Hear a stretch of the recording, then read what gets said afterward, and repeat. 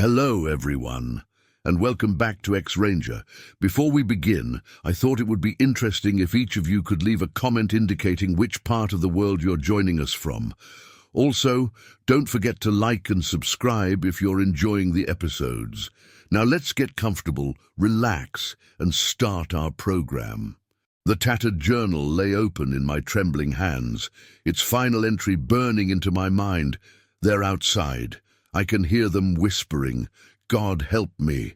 A twig snapped behind me, and I whirled around, my heart pounding. The dense forest seemed to close in, shadows deepening as the sun dipped below the tree line. I was no longer alone, but let me back up. My name's Jake, and I've been a park ranger at Whispering Pines National Forest for going on 15 years now. I've seen my fair share of strange things out here in the backcountry, but nothing could have prepared me for what I found that day. It started like any other patrol.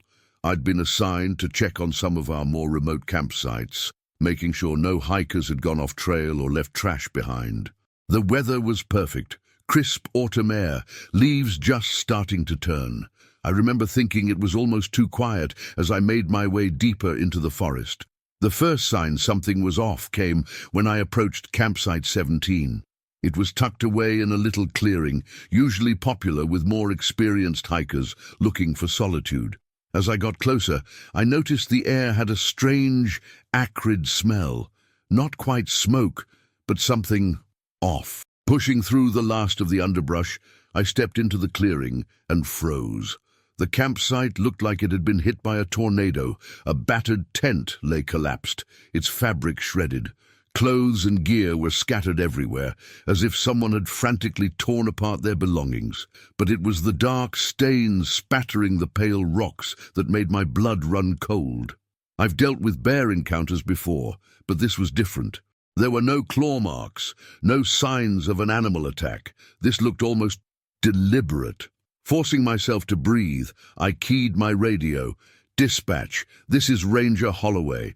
I've got a situation at campsite 17, possible missing hiker, signs of disturbance, requesting backup."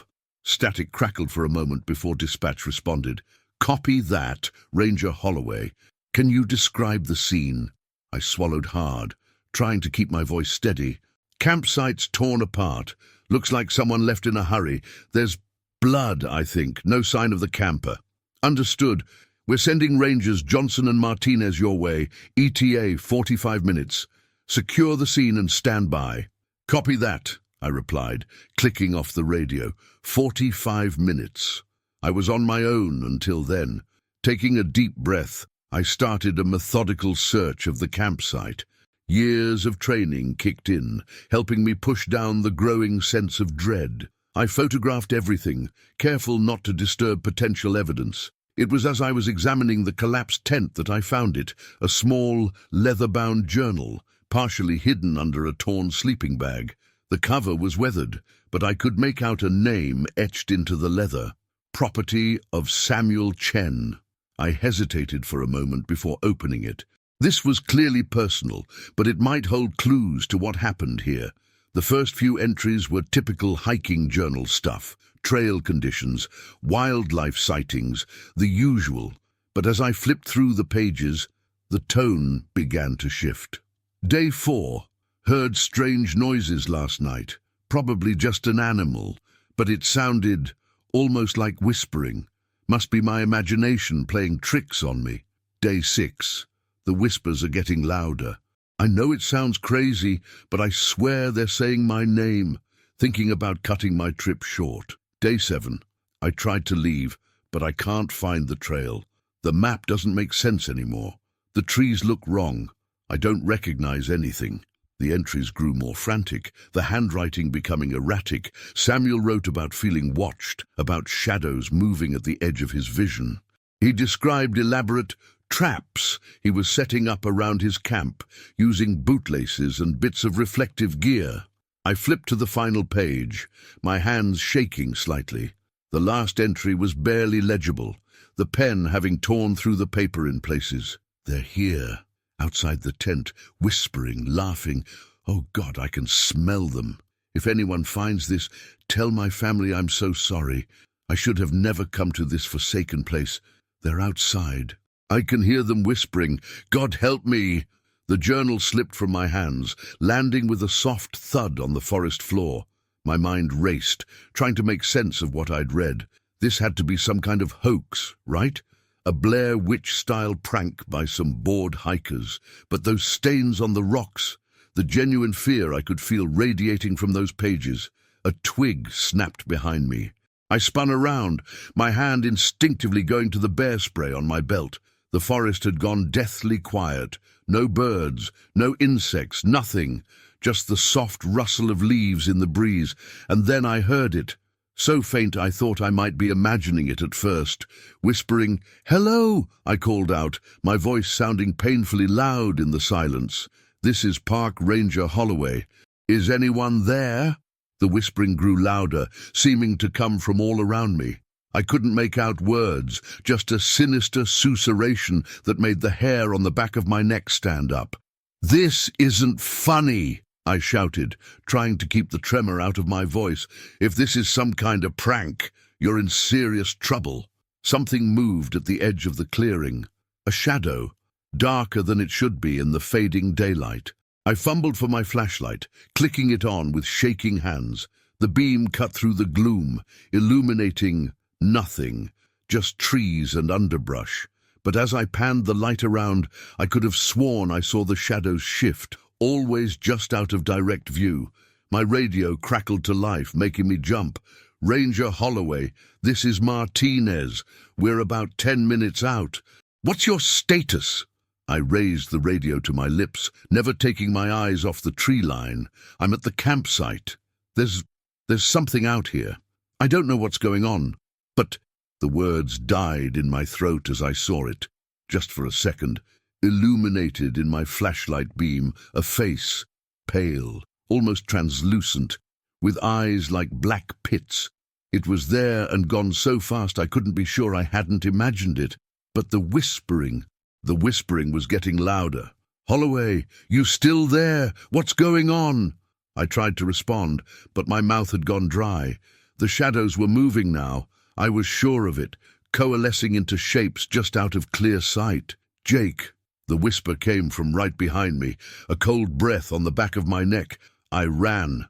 Blind panic took over as I crashed through the underbrush, branches whipping at my face. I could hear them behind me, around me, that maddening whisper rising to a fever pitch. "Jake, come back, Jake. We've been waiting for you." I don't know how long I ran. Time seemed to lose all meaning in that nightmarish flight through the darkening forest. Branches tore at my uniform, roots seemed to reach up to trip me. But I didn't dare slow down, didn't dare look back. I burst out of the tree line so suddenly I almost fell, stumbling to a halt on the gravel road.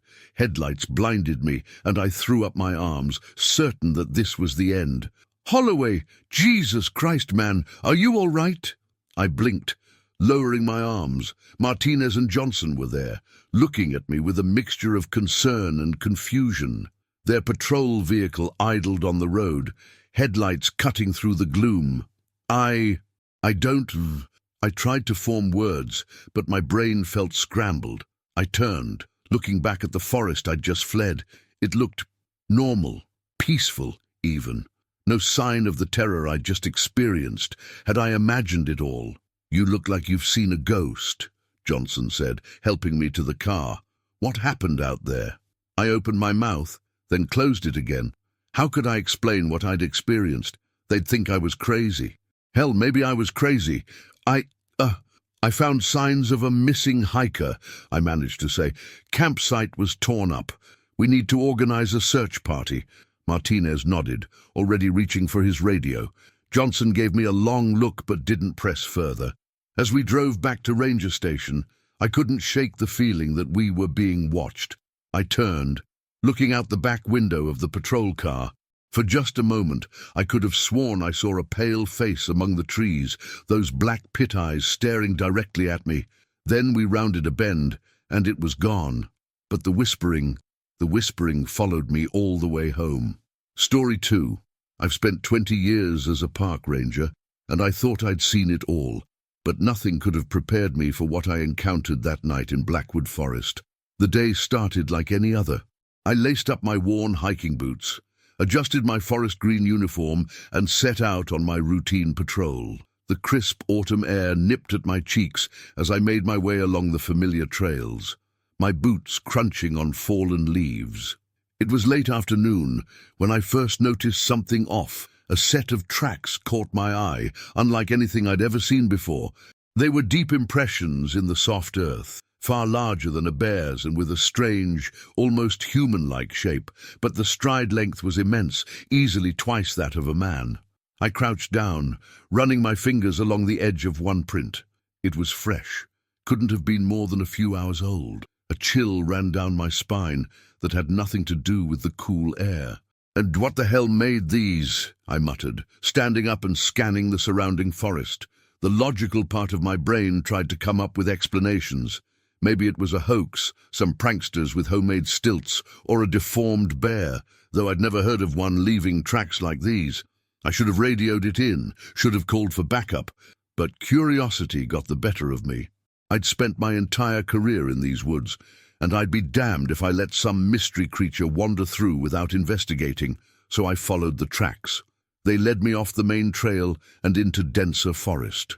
The towering pines blocked out most of the fading sunlight, casting long shadows across the forest floor. I clicked on my flashlight as I pushed through the underbrush, my free hand resting on the holstered pistol at my hip. The tracks continued for nearly a mile before I stumbled upon the campsite, or what was left of it. 2 tents lay in tatters, shredded canvas flapping in the breeze. Sleeping bags and backpacks were strewn about, their contents scattered. A twisted mass of metal that might have once been a camp stove lay crushed nearby. My heart raced as I surveyed the scene. This was no bear attack. The destruction was too thorough, too deliberate. "Hello!" I called out, my voice sounding small in the vast silence of the forest. "Park Ranger, is anyone here?" No response. I moved cautiously through the campsite, looking for any signs of the campers. There was no blood, which I took as a good sign, but no tracks leading away either, aside from the massive prints I'd been following. As I examined a shredded tent, a glint of metal caught my eye. I reached down and picked up a smartphone, its screen cracked but still functioning. The last unsent text message was still displayed. "Something's out there. Big, not a bear. If you don't hear from us by morning, send heat." The message cut off there. I pocketed the phone, my hands shaking slightly. This was bad, very bad. I needed to call this in. Get a search and rescue team out here immediately. I reached for my radio, but before I could key the mic, a sound stopped me cold. A howl echoed through the forest, unlike anything I'd ever heard before. It started low, almost like a wolf's call, but rose to a pitch that sent shivers down my spine. It was answered by another howl, then another, coming from different directions. They were close, and there was more than one. I drew my pistol, my eyes darting between the deepening shadows. The sun had nearly set, painting the sky in reds and purples visible through gaps in the canopy. Soon it would be full dark. Another howl, closer this time, too close. I backed away from the campsite, trying to get a clear line of sight in every direction. My flashlight beam cut through the gathering gloom, throwing twisted shadows across the trees. A branch snapped off to my right. I whirled, gun raised, heart pounding in my chest. Nothing. Then movement caught my eye. A massive shape, easily 7 feet tall, darted between 2 trees with impossible speed. I fired twice, the gunshots deafeningly loud in the quiet forest. Wood splintered as the bullets found a tree trunk, but the creature was gone. Breathing hard, I turned in a slow circle, straining my eyes and ears. The forest had gone deathly quiet. No birds, no insects, nothing. "I know you're out there," I said, trying to keep my voice steady. "I'm armed and I will defend myself. Come out slowly with your hands up." A low growl was the only response, seeming to come from everywhere at once. I backed up, keeping my gun raised, until I felt the rough bark of a massive pine against my back. At least now, nothing could sneak up behind me. Minutes ticked by, feeling like hours. Sweat beaded on my forehead despite the chill air. My arms ached from holding the pistol ready, but I didn't dare lower it. The attack, when it came, was devastatingly fast.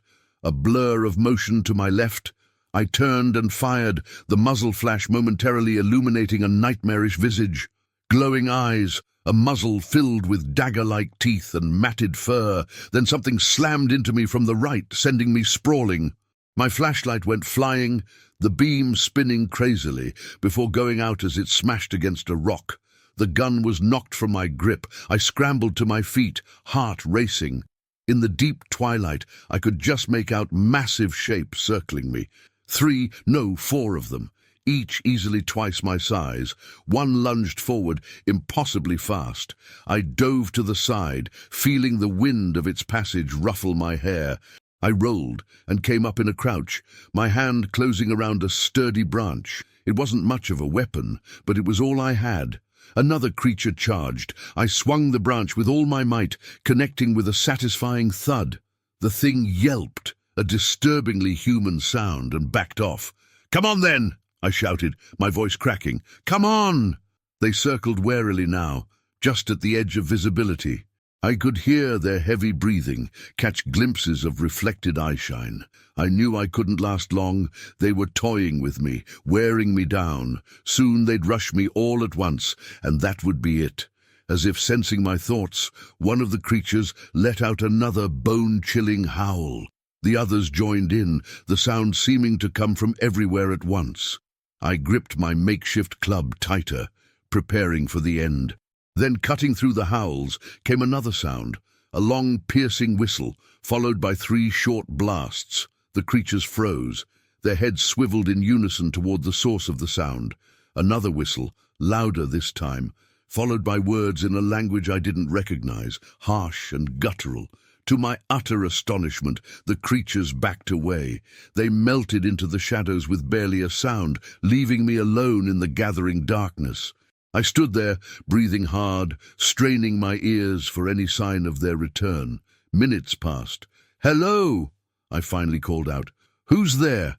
Footsteps approached. I raised my branch, ready to swing. A figure emerged from the trees. Human, thank God. An old man, his weathered face lined with age, and his long grey hair tied back in a ponytail. He wore faded jeans and a flannel shirt, and carried an ancient lever-action rifle. "No, you'd best come with me, Ranger," he said, his voice gravelly. "They'll be back once I'm gone." I hesitated, eyeing him warily. "Who are you? What were those things?" He shook his head. "No time for that now. We need to get to safety. I've got a cabin not far from here. I'll explain everything there." Part of me wanted to argue, to demand answers, but a larger part just wanted to get the hell out of there. I nodded and fell in behind him as he turned and walked into the forest. We hiked for what felt like hours, though it was probably only 20 minutes or so. The old man moved with surprising speed and surety through the pitch-black forest. I stumbled along behind him, jumping at every snapping twig or rustle of leaves. Finally, we emerged into a small clearing. A log cabin stood in the center, warm light spilling from its windows. The old man hurried me inside and bolted the door behind us. I sank into a chair, my legs suddenly feeling like jelly as the adrenaline wore off. The old man busied himself at a wood stove, soon pressing a steaming mug into my hands. "Drink," he said. "It'll help with the shock." I sipped the bitter herbal tea, feeling warmth spread through me. My hands had finally stopped shaking. "Now then," the old man said, settling into a chair across from me. "I expect you've got questions." I barked out a laugh that was on the edge of hysteria. "Yeah, you could say that. What the hell were those things? How did you drive them off? What?" He held up a hand, cutting me off. "One thing at a time, Ranger. Those creatures, they've been in these woods for a long, long time. Longer than you or me. Longer than this country's been a country." "What are they?" I asked. He was silent for a long moment, staring into the fire. Finally, he spoke. "Some folks call them Sasquatch, or Bigfoot. The local tribes have other names for them, but names don't much matter. What matters is that they're real, they're dangerous, and they're getting bolder. I shook my head, trying to process it all. But that's impossible. Bigfoot isn't real. It can't be. The old man fixed me with a steady gaze. You saw 'em with your own eyes, Ranger. Felt their breath on your neck. You know what you saw. He was right. As much as I wanted to deny it, to explain it all away, I couldn't. The creatures I'd encountered were all too real. Why are they getting bolder? I asked. Their territory is shrinking, he replied. More people in the woods, more development. They're lashing out. How do you know so much about them? How did you drive them off? He sighed heavily. That's a long story, and not one for tonight. Let's just say I've been dealing with them for a long, long time. I opened my mouth to press further, but he cut me off. Get some rest, he said, standing up. We'll talk more in the morning. You can use the bed in the back room. I'll keep watch. I wanted to argue, to demand more answers, but exhaustion was creeping up on me, my eyelids growing heavy. I made my way to the small bedroom, collapsing onto the narrow cot. As I drifted off to sleep, I could hear the old man moving about the cabin, muttering to himself in that strange language. My last thought before sleep took me was that nothing would ever be the same again. I'd seen behind the veil, glimpsed a world I never knew existed, and I had a feeling my encounter in the forest was only the beginning. Story 3. The howl that echoed through the forest that night wasn't from any animal I'd ever heard before. It was primal, ancient, and terrifying. As I stood there, my radio crackling with static and my flashlight beam swallowed by the darkness, I realized I was no longer at the top of the food chain. My name's Mike Callahan, and I've been a forest ranger at Black Bear National Park for over a decade. I thought I knew these woods like the back of my hand. Turns out I didn't know Jack. It all started 3 weeks ago when reports of strange noises began trickling in from hikers and campers. Most described it as a cross between a wolf's howl and a man's scream. At first we chalked it up to overactive imaginations, or maybe a mountain lion with a sore throat. But then the sightings started. I'm telling you, it was at least 8 feet tall. A visibly shaken backpacker had told me just last week. Her campsite had been torn apart, cooler ripped open like it was made of paper. It stood up on 2 legs, looked right at me with these glowing eyes, then just vanished into the trees. I'd nodded sympathetically, jotting down notes while thinking she'd probably just seen a bear. Black bears can stand on their hind legs after all. But something about her description nagged at me. Bears don't just vanish. As the reports kept coming in, my supervisor finally decided we needed to investigate. That's how I found myself hiking deep into the Blackwater Ridge area, the most remote section of the park, armed with nothing but my standard gear and a growing sense of unease. The forest was unusually quiet that afternoon. No birdsong, no chattering squirrels, not even the buzz of insects. Just the crunch of leaves under my boots and the occasional creak of branches in the wind. I tried to shake off the feeling of being watched, but my hand kept drifting to the bear spray on my belt. As I pushed through a dense thicket, I stumbled into a small clearing and froze. The trees around me were wrong. Massive claw marks scored the trunks, some as high as 15 feet up. Entire branches had been ripped away, leaving jagged wounds in the bark. What the hell? I muttered, running my hand over one of the gashes. It was fresh, the sap still sticky. Whatever did this was big, strong, and definitely not a bear. That's when I saw the tracks.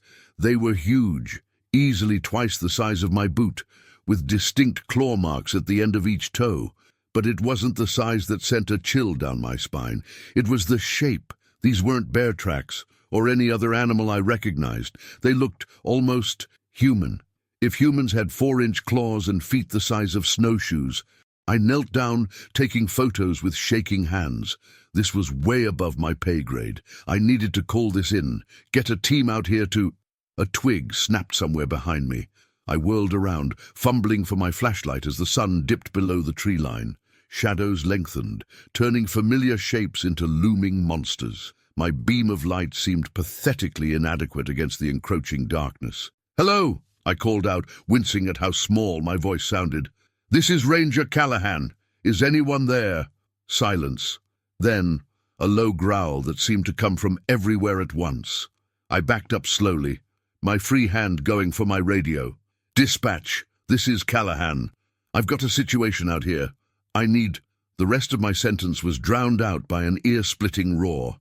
It was the same howl from the reports, but 100 times louder, 100 times closer.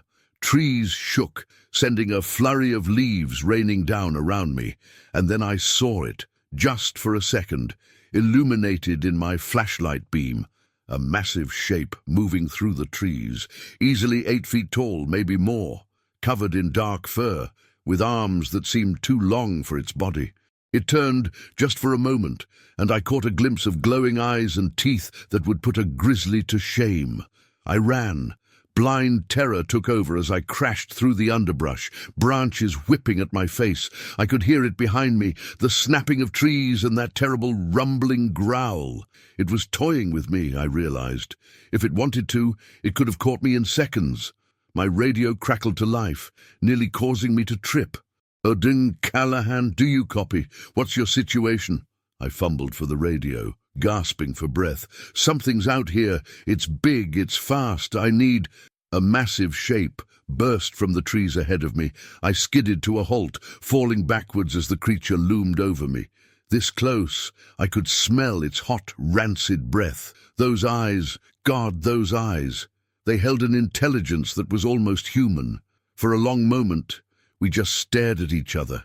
Me sprawled on the forest floor, heart pounding so hard I thought it might burst. And this thing, this impossible creature that shouldn't exist.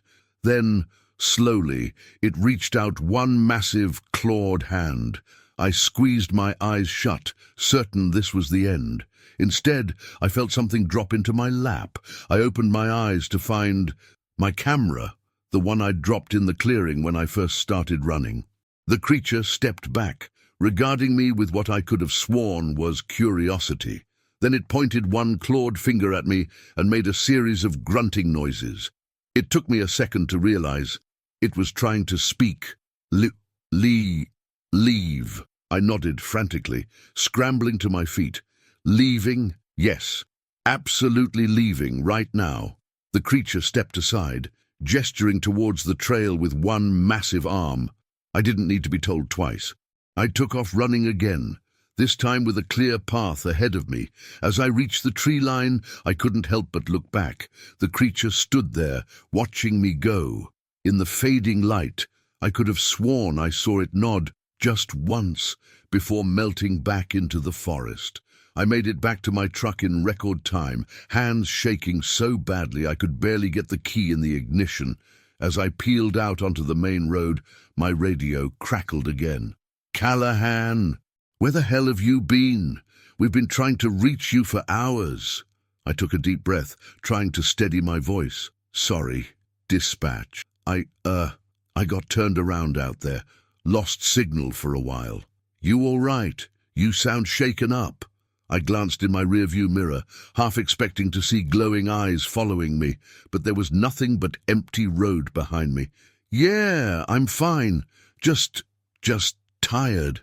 Listen, we're going to need to close off the Blackwater Ridge area, at least until we can get a team out there to investigate." "What? Why? What did you find?" I looked down at the camera in my lap, the evidence of what I'd seen safely stored inside. Part of me wanted to tell them everything, to raise the alarm, call in every ranger, hell, the National Guard if necessary. But then I remembered those eyes, the intelligence behind them. The way it had returned my camera, had even tried to speak. Whatever this creature was, it wasn't just some dumb animal, and it had let me go. "Callahan, you still there? What did you find out there?" I made a decision in that moment. One I'm still not sure was the right call. "Nothing conclusive," I said finally, "but there's definitely something strange going on out there. I think we need to leave it alone for a while. Give me some time to compile my report before we do anything drastic." There was a pause on the other end. "All right, if you say so, but I want a full briefing, first thing tomorrow." "You got it," I replied, clicking off the radio. As I drove home that night, my mind raced with questions. What was that creature? How long had it been out there? Were there more of them? But one question kept coming back, over and over. Had I done the right thing by keeping its existence a secret? I glanced again at the camera on the seat beside me. Whatever the creature was, it had shown me mercy, intelligence, maybe even a kind of wisdom. Didn't it deserve the same from us? As I pulled into my driveway, I made a silent promise. I would protect this secret, this incredible discovery, at least until I could understand it better. Until I could be sure we wouldn't destroy something unique and precious in our fear and ignorance. But as I drifted off to sleep that night, I couldn't shake the feeling that this was just the beginning, that my encounter in the woods had set something in motion, something bigger than I could possibly imagine. And somewhere out in the darkness of Blackwater Ridge, I knew those glowing eyes were watching, waiting. For what? I couldn't say. But I had a feeling I'd find out soon enough. Story 4. I never should have gone hiking alone. That's the first thing they tell you, isn't it? Buddy system. Safety in numbers. But I've always been stubborn, always thought I knew better. Now, as I huddle in this pitch-black cave with something breathing just out of sight, I realize how wrong I was. It started as a simple day hike. I'd done this trail a dozen times before, knew it like the back of my hand. But as the sun began to set and the shadows lengthened, I realized I'd made a crucial mistake. Somehow, I'd wandered off the main path. At first, I wasn't worried. I'm an experienced hiker, after all. I had my compass, my map, but as the minutes ticked by and familiar landmarks failed to appear, a knot of anxiety began to form in my stomach. The last rays of sunlight were fading fast when I spotted the cave. It was little more than a dark smudge against the rocky mountainside, but it promised shelter for the night. I'd wait out the darkness, then find my way back in the morning. Simple. If only I'd known. I fumbled with my flashlight as I approached the cave entrance. The beam cut through the gathering gloom, revealing a narrow opening that widened into blackness beyond. A cool breeze wafted out, carrying a musty, earthy scent. "Hello!" I called out, more out of habit than any real expectation of a response. My voice echoed back at me, distorted and hollow. I ducked inside, grateful to be out of the wind that had picked up as night fell. The cave was larger than I'd expected, the ceiling high enough that I could stand comfortably. My flashlight beam danced across rough stone walls, creating shifting shadows that seemed to move of their own accord. I set my backpack down and began to unpack what I'd need for the night. A thin emergency blanket, some granola bars, a bottle of water. Not exactly five-star accommodations, but it would do. As I arranged my meager supplies, a sound caught my attention, a soft scraping, like stone on stone, coming from deeper within the cave. I froze, listening intently. There it was again, louder this time, followed by what sounded like breathing. "Is someone there?" I called out, my voice sounding small and frightened even to my own ears. No response, just that steady, rhythmic breathing. I should have left then, should have taken my chances in the dark forest rather than stay in that cave. But curiosity got the better of me. I had to know what was making that sound. Gripping my flashlight tightly, I began to move deeper into the cave. The passage narrowed, forcing me to duck my head. The breathing grew louder with each step, echoing off the stone walls. I rounded a bend, and my flashlight beam fell upon nothing. The passage opened into a larger chamber, empty save for a few fallen rocks. The breathing had stopped. I let out a shaky laugh, relief washing over me. Just my imagination playing tricks on me, amplified by the cave's strange acoustics. I turned to head back to my makeshift camp, and that's when I saw them. A pair of eyes, reflecting the beam of my flashlight, large, unblinking eyes, set in a face that was decidedly not human. I stumbled backward, a scream caught in my throat. The creature let out a low growl that seemed to vibrate the very air around me. It took a step forward, and I caught a glimpse of matted fur, of claws that scraped against stone. I ran, Blind panic propelled me back through the twisting passage, my flashlight beam bouncing wildly off the walls. I could hear it behind me, its breathing now a series of snarls and grunts. I burst out of the narrow section into the main chamber where I'd left my supplies.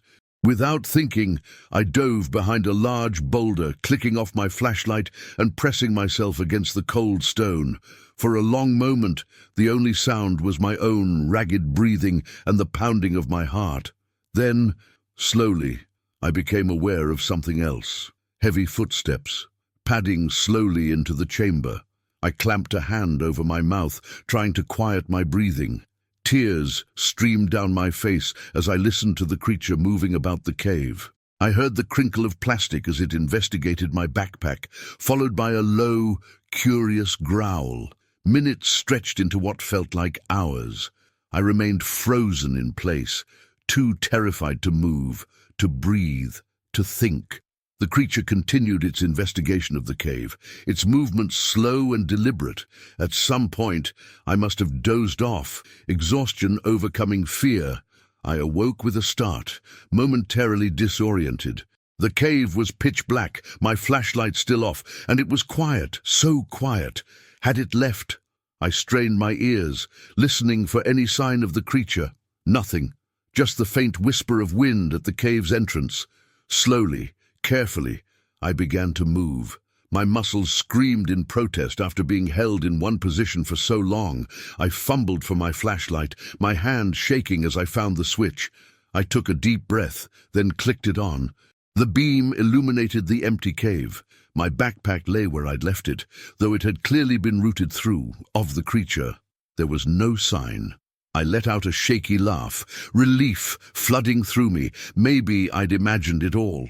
A hallucination brought on by exhaustion and fear, but as I stood up, my flashlight beam caught something on the cave floor. A footprint, massive, with clear claw marks at the tips of each toe, and it was fresh. My blood ran cold. It hadn't been a hallucination. The creature was real, and it was still in the cave. As if in response to my thoughts, I heard it, that same heavy breathing from before, coming from the back of the cave. It was awake, and it knew I was here. I had a split second to make a decision, try to run for the exit, hoping I could make it before the creature caught me, or retreat deeper into the cave, looking for another way out or a better hiding spot. The decision was made for me as a massive shape loomed in the passage leading to the exit. I caught a glimpse of glinting eyes, of teeth bared in a snarl. I ran, deeper into the cave, my flashlight beam bouncing wildly as I stumbled over loose rocks. I could hear it behind me, its growls echoing off the stone walls. The passage twisted and turned, leading me ever deeper into the mountain. My lungs burned, my legs ached, but terror kept me moving. I knew that to stop was to die. Suddenly, the passage opened up into another large chamber. My flashlight beam couldn't reach the far walls or ceiling, but it did illuminate something else. A crevice in the far wall, narrow, but just big enough for a person to squeeze through. I made for it without hesitation, the creature's snarls spurring me on.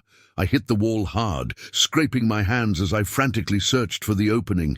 There, I began to squeeze through, the rough stone tearing at my clothes. A roar shook the chamber, so loud it felt like my eardrums would burst. I redoubled my efforts, ignoring the pain as sharp edges cut into my skin.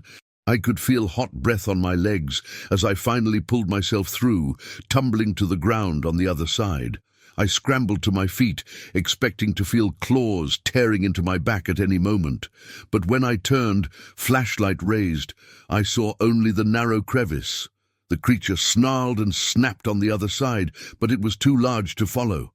I sagged against the wall, relief making my knees weak. I was safe, for now at least. But I was also trapped, lost in the depths of a mountain with no food, little water, and a dwindling flashlight battery. As if sensing my thoughts, the creature let out another roar. It was followed by the sound of claws scraping against stone. It was trying to dig its way through. I knew I couldn't stay here. Sooner or later it would find a way through, or my flashlight would die, leaving me in pitch darkness. I had to keep moving, had to find another way out. With a final glance at the crevice, where I could still hear the creature's frustrated snarls, I turned and began to make my way deeper into the cave system. Each step took me further from the world I knew, into dark and unknown depths.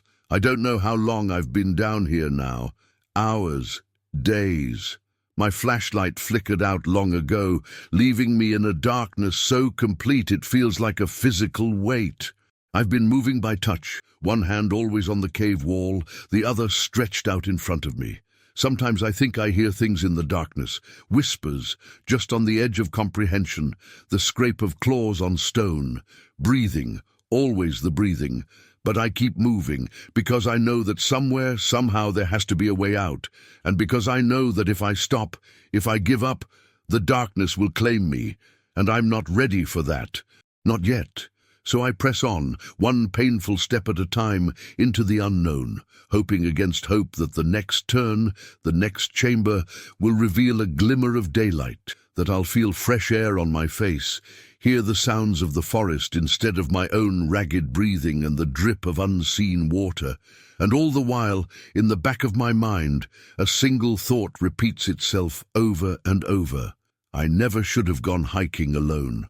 Story 5. The crunch of snow beneath my boots was the only sound in the stillness of the forest.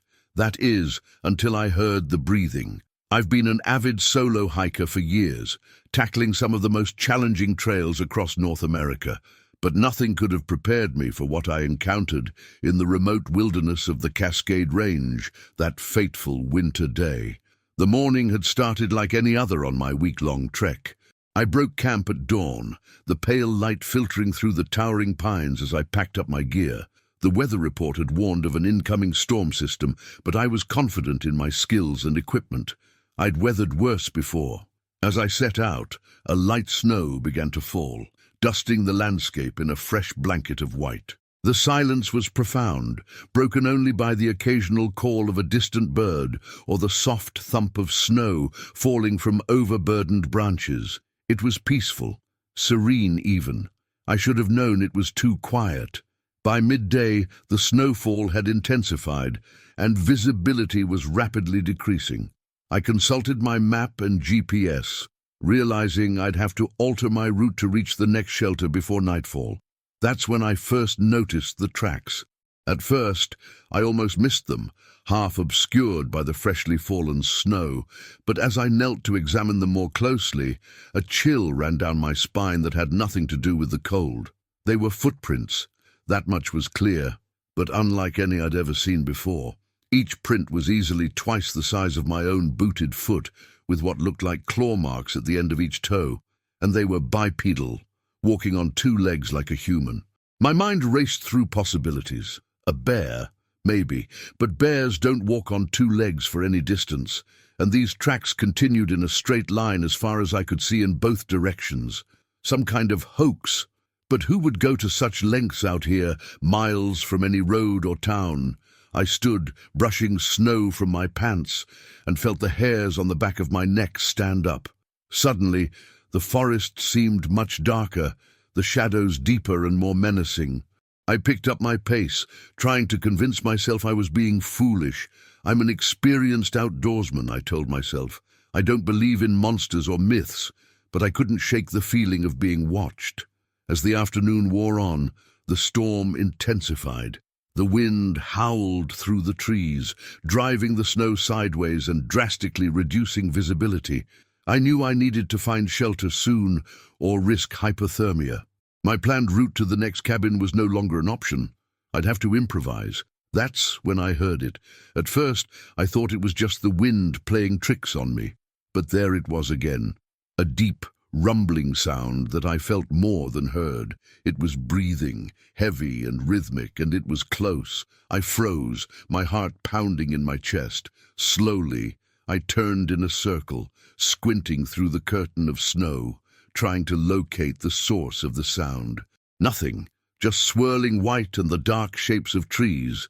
but the breathing continued, seeming to come from everywhere and nowhere at once. Fight or flight instinct took over, and I ran. I knew it was risky in these conditions, but blind panic drove me forward.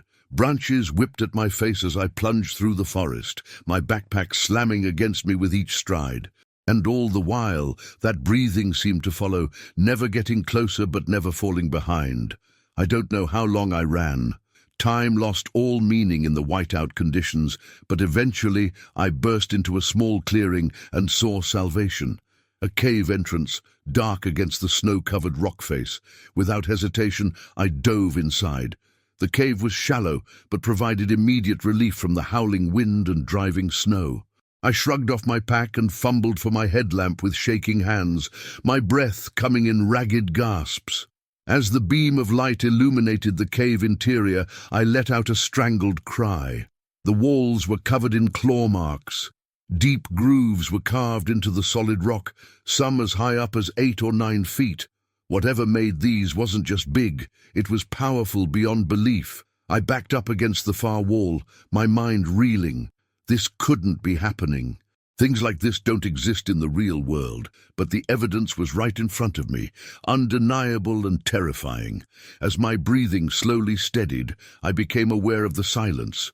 The storm still raged outside, but the strange, pursuing breathing had stopped. Had I imagined it all? Was I succumbing to some kind of altitude sickness or hypothermia-induced hallucination?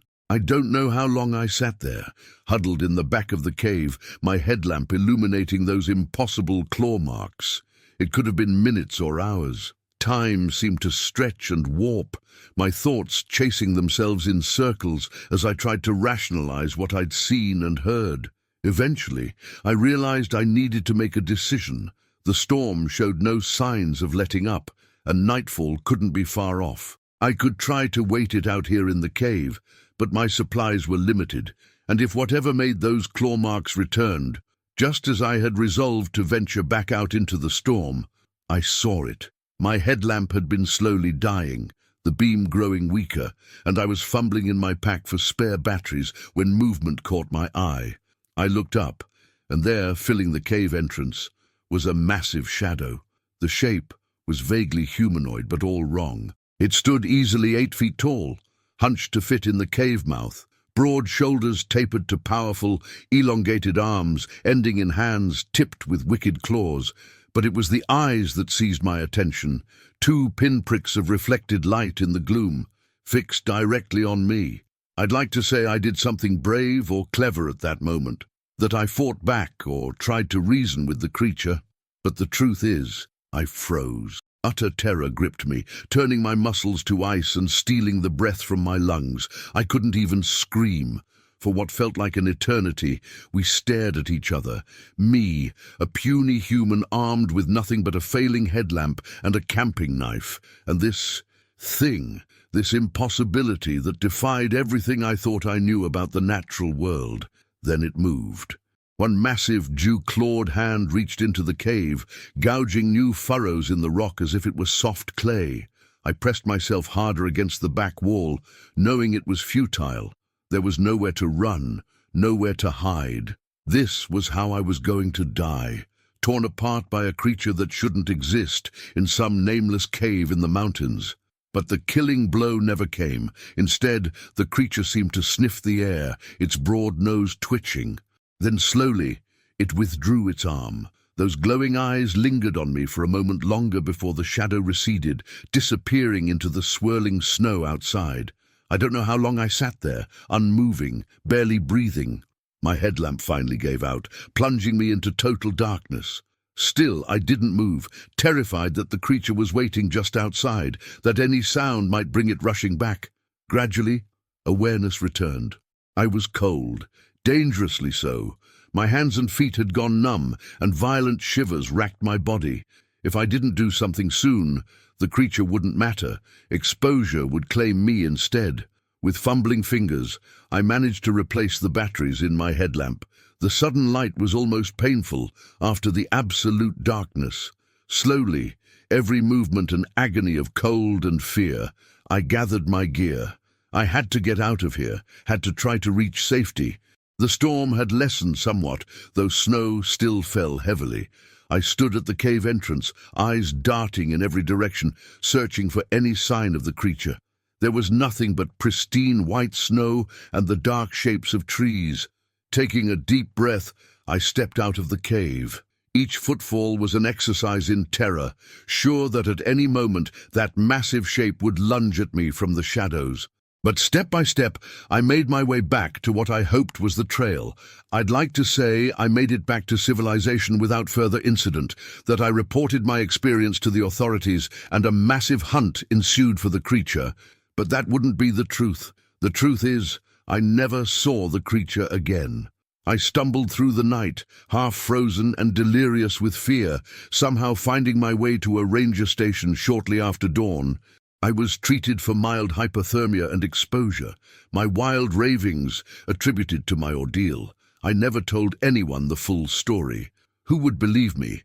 I've gone over it 1,000 times in my mind, trying to convince myself it was all a hallucination brought on by fear and cold. But then I remember those eyes, that massive shadow in the cave entrance, and I know, with a certainty that chills me to this day, that something is out there in the wilderness, something that defies explanation, something that was not meant to be seen by human eyes.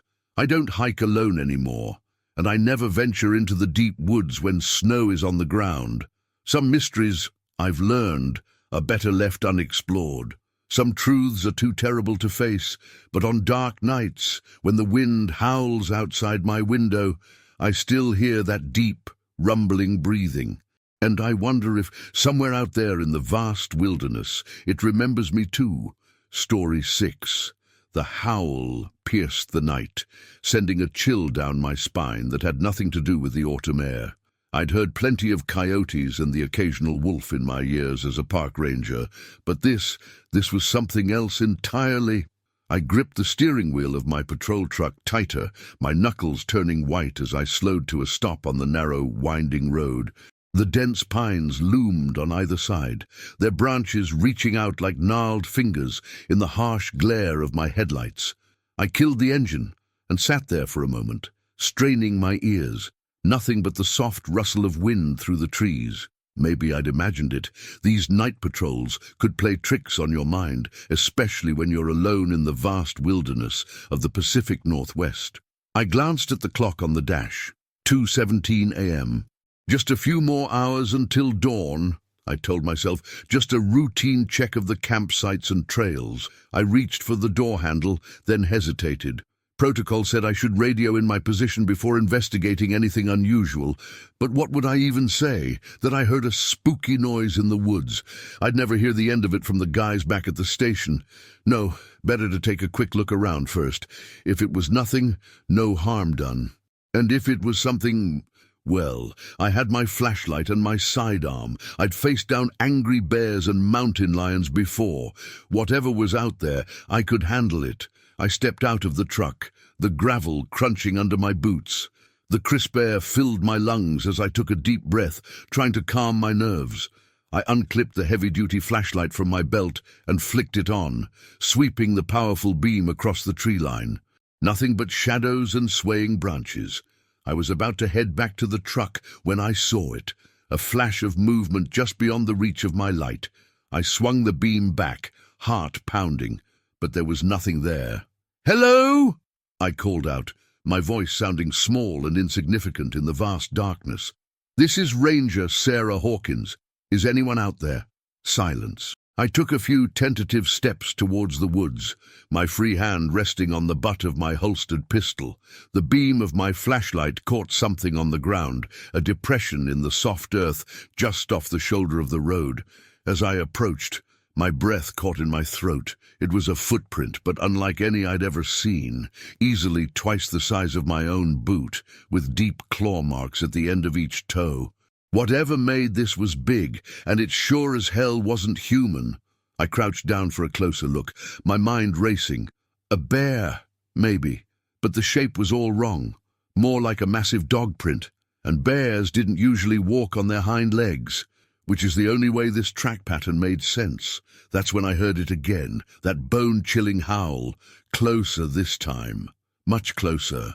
I spun around, my flashlight beam cutting through the darkness, and for a split second I saw them. Two glowing red eyes, set high off the ground, staring right at me. I stumbled backward, fumbling for my radio. "Dispatch! This is Ranger Hawkins. I've got a situation out here on Forest Road 22, requesting immediate backup." Static crackled in response. Of course, I was in one of the dead zones, too far out for a clear signal. I was on my own.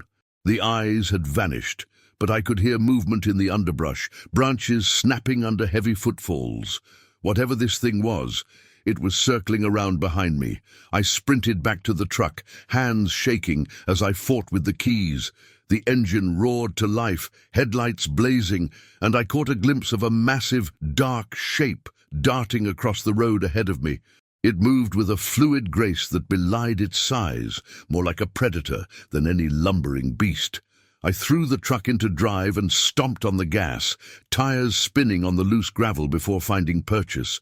The shape disappeared into the trees on the other side of the road, but I could see flashes of movement keeping pace with me as I sped down the winding forest road. My mind was reeling, trying to make sense of what I was seeing. Dogman. The word bubbled up from some half-remembered campfire story, a legend I'd always dismissed as pure fiction. But what else could explain a creature that was clearly canine, yet moved with an almost human gait? I rounded a sharp bend, and there it was, standing in the middle of the road. My headlights illuminated a nightmare made flesh, a beast nearly 8 feet tall, covered in dark fur, with a wolf-like head atop a powerfully muscled, vaguely human body. Its lips curled back in a snarl, revealing rows of gleaming teeth. I slammed on the brakes, the truck fishtailing as I fought to keep control. The creature lunged forward with impossible speed, massive claws raking across the hood with a sound like tearing metal. I screamed, more in shock than fear, as the windshield spiderwebbed with cracks. Operating on pure instinct now, I cranked the wheel hard to the right. The truck plowed through the guardrail and down the steep embankment, bouncing violently as it careened through the underbrush. My head slammed against the side window, and for a moment, everything went dark. I came to with the acrid smell of leaking gasoline filling my nostrils.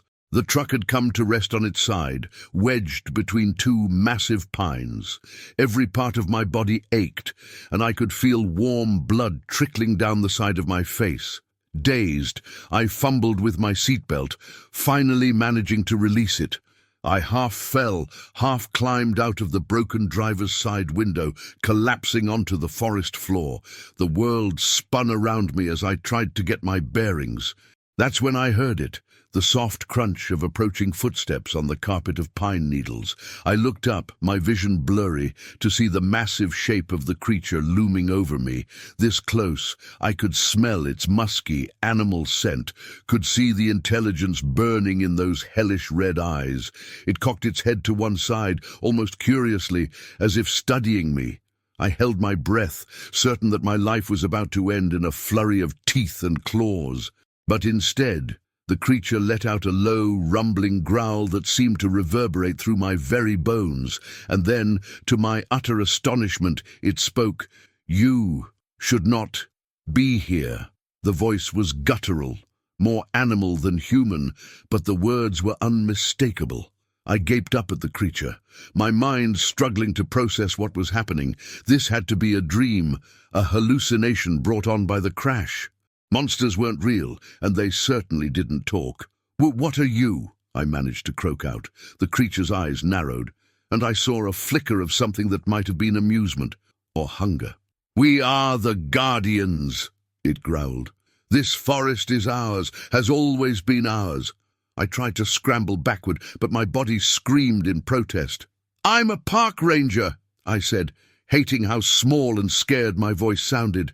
"It's my job to protect this land, too." The creature tilted its head back and let out a sound that might have been laughter. "Protect? You humans destroy everything you touch. We have watched you for centuries. Seen how you cut down the trees, poison the waters, drive away the true creatures of the wild. It leaned in closer, hot breath washing over me, but we have remained hidden, waiting. And now the time has come to reclaim what is ours. In that moment, I understood with terrible clarity that I was witnessing something monumental. The first skirmish in a war that humanity didn't even know was coming. These creatures, whatever they were, had been here all along, watching and waiting as we expanded into their territory. And now, they were ready to fight back. "Please," I whispered, though I wasn't sure what I was begging for. My life, understanding, a way to prevent the bloodshed I knew was coming. The creature regarded me for a long moment, then slowly backed away. "You will carry our message, little guardian," it growled. "Tell your kind what you have seen here. Tell them the old ways are returning, and the forests will be ours once more." With that, it turned and loped off into the darkness, leaving me alone with the wreckage of my truck and the weight of an impossible truth. I don't know how long I lay there, shivering in the pre-dawn chill, before the search party found me. I told them about the crash, about swerving to avoid an animal in the road. But I said nothing about what I'd really seen, about the words the creature had spoken. Who would believe me anyway? In the days and weeks that followed, I pored over every scrap of information I could find about Dogman sightings, about creatures that straddled the line between wolf and man. I found myself looking at the forest differently, always watching the shadows, always listening for that telltale howl. But most of all, I wondered about the creature's warning. Was it truly the harbinger of some coming conflict between humanity and these hidden guardians of the wild? And if so, whose side would I be on when that war finally came? One thing was certain: my nights of easy sleep were over. Every time I closed my eyes, I saw those glowing red orbs staring back at me. And I heard that growling voice, delivering a message I never asked for, and a burden I'm not sure I can bear. The forests will be ours once more. Story 7. The radio crackled to life, breaking the pre-dawn silence. Unit 17, we've got another report of mutilated deer near Blackrock Ridge. Can you check it out? I exchanged a weary glance with my partner, Sarah. This was the third such call this month. Whatever was out there, it wasn't your average predator. Copy that, dispatch. Unit 17 responding. We're on our way. Little did I know, this routine call would plunge us into a nightmare beyond anything I'd experienced in my 15 years as a park ranger. The sun was just peeking over the horizon as Sarah and I pulled up to the trailhead. The air was crisp, carrying the scent of pine and last night's rain. Under different circumstances, it would have been a beautiful morning. But the tugging unease in my gut told me this was going to be anything but a standard day on the job. "Ready for this, Mike?" Sarah asked, checking her sidearm before grabbing her pack from the back of our truck. I nodded, trying to shake off my apprehension. "As ready as I'll ever be. Let's see what we're dealing with this time." We set off down the muddy trail, our boots leaving clear imprints in the soft earth. The forest was unusually quiet, I noticed. No birdsong, no rustling of small animals in the underbrush. It was as if the entire ecosystem was holding its breath. About a mile in, we found the first carcass. What was left of it, anyway. "Jesus," Sarah muttered, crouching down to examine the remains. "Well, this isn't like the others, Mike. Look at these bite marks." She was right. I'd seen plenty of animal attacks in my time, but this was different. The deer had been torn apart with savage efficiency, its ribcage splayed open like a grisly flower. But it was the teeth marks that sent a chill down my spine. They were huge, far larger than any wolf or mountain lion I'd ever encountered. "What do you think could have done this?" Sarah asked, her voice barely above a whisper. I shook my head, at a loss for words. "I don't know. But whatever it is, it's big, and it's not afraid of humans." We continued deeper into the forest, finding 2 more mutilated deer along the way. Each kill site was worse than the last, the violence escalating in a way that spoke of something more than mere animal hunger. This was rage. This was enjoyment. The trail eventually opened up into a small clearing, and that's when we saw it. At first, I thought it was some kind of bizarre art installation out of place in the wilderness. But as we drew closer, the reality of what we were looking at became horrifyingly clear. It was a shelter, crudely constructed from branches, animal hides, and, oh God, were those bones. The stench hit us like a physical force, the sickly sweet odor of decay mixed with something musky and animalistic that I couldn't identify. "Mike," Sarah's voice was tense, her hand hovering near her weapon. "We need to call this in. Now." I nodded, reaching for my radio. But before I could key the mic, a low, rumbling growl froze the blood in my veins. It came from inside the shelter. For a moment, neither of us moved. I could hear Sarah's rapid breathing, see the fear in her eyes that I knew mirrored my own. Slowly, I brought the radio to my lips. "Dispatch, this is Unit 17. We've got a situation out here, requesting immediate backup at our location. Possible dangerous animal encounter, over," the radio crackled. "Copy that, Unit 17. Backup is en route. ETA 20 minutes. Can you provide more details on the situation?" Before I could respond, the growl came again, louder this time, and then something emerged from the shelter. I've spent my entire adult life in these woods. I thought I knew every creature that called this forest home, but what I saw in that clearing defied everything I thought I knew about the natural world.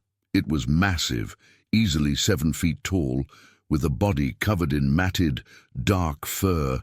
Its arms were unnaturally long, ending in hands tipped with claws that looked capable of shredding flesh from bone. But it was the face that haunts me to this day, a nightmarish blend of wolf and man, with blazing yellow eyes that held an intelligence that had no place in an animal's gaze.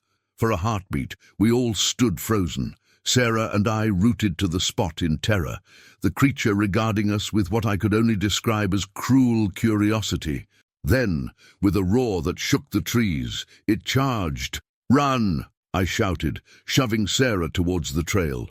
We took off, crashing through the underbrush, the sound of heavy footfalls and splintering wood close behind us.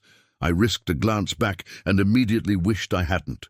The creature was gaining on us, moving with a speed that something that size shouldn't possess. Its jaws were open, revealing rows of gleaming teeth, saliva flying as it bounded after us.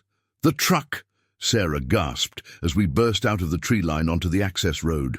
Our vehicle was just ahead, a gleaming beacon of safety in the morning sun. We sprinted the last few yards, fumbling with the keys. I all but threw Sarah into the passenger seat before leaping behind the wheel. The engine roared to life just as a massive form slammed into the driver's side door. The impact rocked the truck, and I found myself staring directly into those impossible yellow eyes.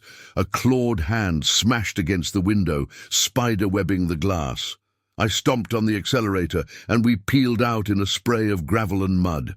In the rearview mirror, I saw the creature standing in the middle of the road, watching us retreat.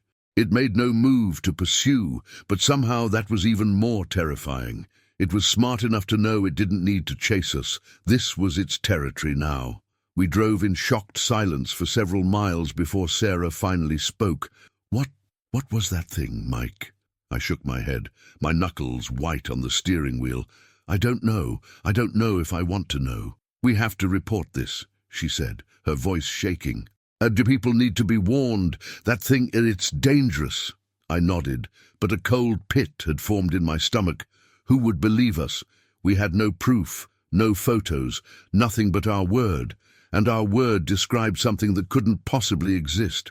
As we approached the ranger station, I made a decision. We tell them about the deer, about the shelter, but the creature, we keep that to ourselves. For now. Sarah looked at me, shocked. But Mike, listen," I cut her off. "If we go in there talking about some kind of werewolf or Bigfoot or whatever the hell that was, they'll think we've lost our minds. We'll lose our jobs, and then who's going to protect people from that thing?" She was quiet for a long moment before nodding reluctantly. "Okay, but we go back out there. We find evidence. People need to know the truth." I agreed, but part of me hoped we'd never encounter that creature again. The memory of those eyes, that terrifying intelligence, it shook me to my core. We gave our report, describing the mutilated deer and the strange shelter, but omitting any mention of the beast we'd seen. Our superiors were concerned, of course, but chalked it up to an unusually aggressive bear or mountain lion.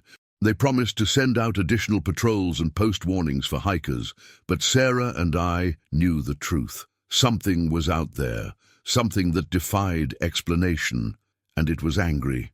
In the weeks that followed, we made several trips back to that clearing, always heavily armed, always in groups. We never saw the creature again, but we found evidence of its presence. More mutilated animals, strange tracks that didn't match any known species, and once, a tuft of coarse, dark fur caught on a branch that didn't belong to any animal native to the area. We collected what we could, documenting everything meticulously, but we kept our discoveries to ourselves, building a case in secret. The official reports continued to blame ordinary predators, even as the attacks increased in frequency and violence. It's been 3 months since that day in the clearing. The Park Service has closed off large sections of the forest, citing dangerous wildlife activity. But Sarah and I know that's not enough. Whatever's out there, it's not just some animal. It's intelligent, it's angry, and I fear it's only a matter of time before it turns its attention from deer to humans. We're planning another expedition soon, deeper into the territory where we first encountered the creature. This time, we're bringing cameras, traps, anything we can think of to gather irrefutable proof. It's risky, I know. That thing could be out there, watching, waiting, but we have to try. People need to know the truth about what's lurking in these woods. As I write this, the sun is setting, painting the sky in shades of orange and purple. It's beautiful, but I can't shake the feeling of being watched. Sometimes, in the quiet of the evening, I swear I can hear a distant, rumbling growl carried on the wind, and I wonder, is it out there right now, planning its next move, and when it decides to strike, will we be ready? One thing's for certain, these woods aren't safe anymore, and I fear that by the time the world believes us, it might already be too late. Story 8. The wind howled outside, drowning out the frantic beating of my heart. I huddled closer to the dying embers in the fireplace, my eyes darting to every creaking floorboard and rustling curtain. This old cabin had been my salvation from the blizzard, but now it felt more like a trap. Something was out there in the storm, something that had no business existing in this world, and it wanted in. It all started 3 days ago. I'm John Erickson, a 32-year-old freelance writer from Seattle. I'd come to the Cascade Mountains seeking solitude and inspiration for my next novel. A week alone in the wilderness, I thought, would clear my head and spark my creativity. If only I'd known what awaited me in these snow-capped peaks. The first 2 days were uneventful. I hiked the well-marked trails, took in the breathtaking vistas, and spent my evenings scribbling notes by lamplight in my rented cabin. It was everything I'd hoped for, peaceful, invigorating, and blessedly free of cell phone reception or Wi-Fi to distract me. On the 3rd day, I decided to venture off the main trails. I wanted to see the real wilderness, untouched by tourist footpaths and informational plaques. In retrospect, it was an idiotic decision born of city-dweller arrogance. I thought my Boy Scout training and a well-stocked backpack made me some kind of modern-day mountain man. The weather took a turn around noon. The clear blue sky vanished behind roiling grey clouds, and the temperature plummeted. I knew I should turn back, but pride and stubbornness pushed me onward. I'd just crest one more ridge, I told myself, then head home. That's when the snow started. At first, it was just a light dusting, almost picturesque. Within an hour, it was a full-blown whiteout. The wind picked up, driving icy needles into any exposed skin. I could barely see 10 feet in front of me. Panic set in as I realized I was hopelessly lost. Every tree looked the same, every rock and hill blurred into a wall of white. My fingers, numb despite my gloves, fumbled with my compass. But which way was the trail? Which way was my cabin? The rational part of my brain knew I should stay put, find shelter, and wait out the storm. The primal part wanted to run, to thrash through the snow until I found something, anything familiar. That's when I saw it, a dark shape looming out of the whiteness. As I drew closer, I realized it was a cabin, old and weathered but blessedly real. I nearly wept with relief as I stumbled up the rickety porch steps and shouldered open the door. The interior was musty and thick with dust, but it was dry and out of the wind. Faded furniture sat under white sheets, and an old pot-bellied stove squatted in one corner.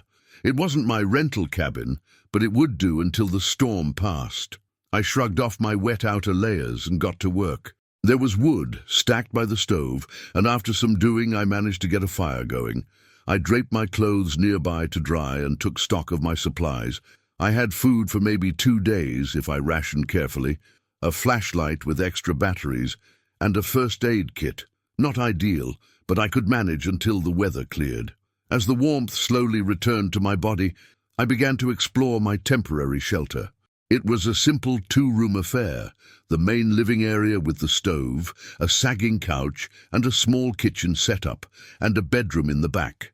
Everything was coated in a thick layer of dust, untouched for who knows how long. Something about the cabin felt off. I couldn't put my finger on it at first. Maybe it was the way the wind seemed to moan through the eaves, or how the shadows danced just a little too eagerly in the firelight. I shook my head, trying to dispel the fanciful thoughts. It was just an old cabin, and my nerves were frayed from the day's ordeal. I heated up some soup from my pack and settled in for the night, hoping the storm would blow itself out by morning. Sleep came fitfully, filled with unsettling dreams of being chased through endless white forests by something I couldn't quite see. I awoke to the same howling wind and swirling snow outside the grimy windows. My heart sank as I realized I might be stuck here for longer than I'd hoped. I busied myself with taking a more thorough inventory of the cabin, hoping to find something useful. That's when I noticed the scratches, deep gouges in the wooden floor, clustered around the door and windows. At first, I dismissed them as ordinary wear and tear, but their depth and pattern nagged at me. They looked almost like claw marks. My unease grew as I continued my exploration. In the bedroom, I found a journal wedged between the mattress and the wall. The faded cover bore a name, Thomas Adler, and a date, 1932. With shaking hands, I opened it and began to read. The first entries were mundane enough, the day-to-day life of a trapper alone in the mountains. But as I flipped through the pages, a chilling narrative emerged. Adler wrote of hearing strange noises in the night, of massive tracks found in the snow around his cabin. He became convinced that something was stalking him, something that was neither man nor beast. The final entry, dated nearly a month after the first, was a frantic scrawl. "It's here, God help me, it's finally here. I can hear it on the roof. So hungry, so angry. I should never have come to this cursed place. If anyone finds this, stay away. The Wendigo walks these mountains, and it will never let you leave." I dropped the journal as if it had burned me. Wendigo. The word dredged up half-remembered stories from my childhood. A mythical creature of Native American lore. A spirit of hunger and winter that possessed humans and turned them into cannibalistic monsters. But those were just stories, right? The ramblings of a man driven mad by isolation and harsh conditions. I tried to laugh it off, but the sound caught in my throat. That's when I heard it, a scraping noise from above, like something heavy moving across the roof. My eyes darted to the ceiling, following the sound as it moved from one end of the cabin to the other. Thump! Something had landed on the porch. I held my breath, ears straining. The floorboards creaked under heavy footsteps. Snuffling sounds, like a large animal scenting the air, came from just outside the door. I scrambled for my backpack, retrieving the small canister of bear spray I'd brought as a precaution. Whatever was out there, it wasn't a bear, but it was all I had. Scratch, scratch, scratch. Long, dragging sounds against the wood of the door. My eyes widened in horror as I saw the door handle begin to turn. I'd been so stupid I hadn't even thought to check if it was locked when I'd stumbled in yesterday. The door swung open with a long, mournful creak. There, silhouetted against the swirling snow, stood a nightmare made flesh. It was tall, so impossibly tall, its antlered head nearly scraping the top of the doorframe. Emaciated limbs ended in wickedly curved claws, and its hairless, greyish skin was stretched taut over protruding bones. But it was the eyes that froze me in place, sunken, glowing orbs filled with an intelligence that was terrifyingly human. For a long moment, we simply stared at each other. Then its lipless mouth opened in a grotesque parody of a smile, revealing rows of jagged teeth. "Hungry," it rasped, the word more felt than heard. So hungry, I didn't think. I simply acted. I raised the bear spray and unleashed a stream directly into its face. The creature reared back with an unearthly shriek, clawing at its eyes. I took the opportunity to slam the door shut and throw the bolt, for all the good it would do. The Wendigo's agonized cries turned to roars of rage. It hurled itself against the door, the whole cabin shaking with each impact. I backed away, looking desperately for a weapon, an escape route, anything. The window. It was small, but I was sure I could squeeze through. I grabbed my still damp coat and backpack, then hesitated. The journal, I couldn't leave it behind. I snatched the weathered book just as the door burst inward in a shower of splinters. The Wendigo ducked its antlered head and entered the cabin, its elongated limbs folding in ways that made my stomach churn. I dove for the window, smashing through the glass with my elbow. Ignoring the stinging cuts, I wriggled through the opening and tumbled into the snow. The Wendigo's enraged howl spurred me into motion. I ran blindly into the storm, knowing only that I had to put distance between myself and that abomination. I don't know how long I stumbled through the blizzard, minutes or hours. It all blurred together in a haze of wind-driven snow and paralyzing fear. Somehow, miraculously, I found my way back to my rental cabin. I burst through the door and collapsed, half frozen and delirious. That was hours ago. Night has fallen, and the storm rages on. I've barricaded the doors and windows as best I can, but I know it won't be enough. Not against that thing. I can hear it out there, moving through the woods, hunting, waiting. The scratching has started again, this time on my roof. I don't know if I'll survive the night. But I've transcribed Thomas Adler's journal, and I've added my own account. If anyone finds this, please heed our warning. The Wendigo is real. It walks these mountains, and it is so very, very hungry. Story 9. The shutter clicked, capturing the serene mountain vista bathed in golden hour light. I lowered my camera, drinking in the view with my own eyes. This shot alone was worth the grueling hike up here. Little did I know it would be the last normal moment of my life. My name is Alex Chen, and I'm a wildlife photographer.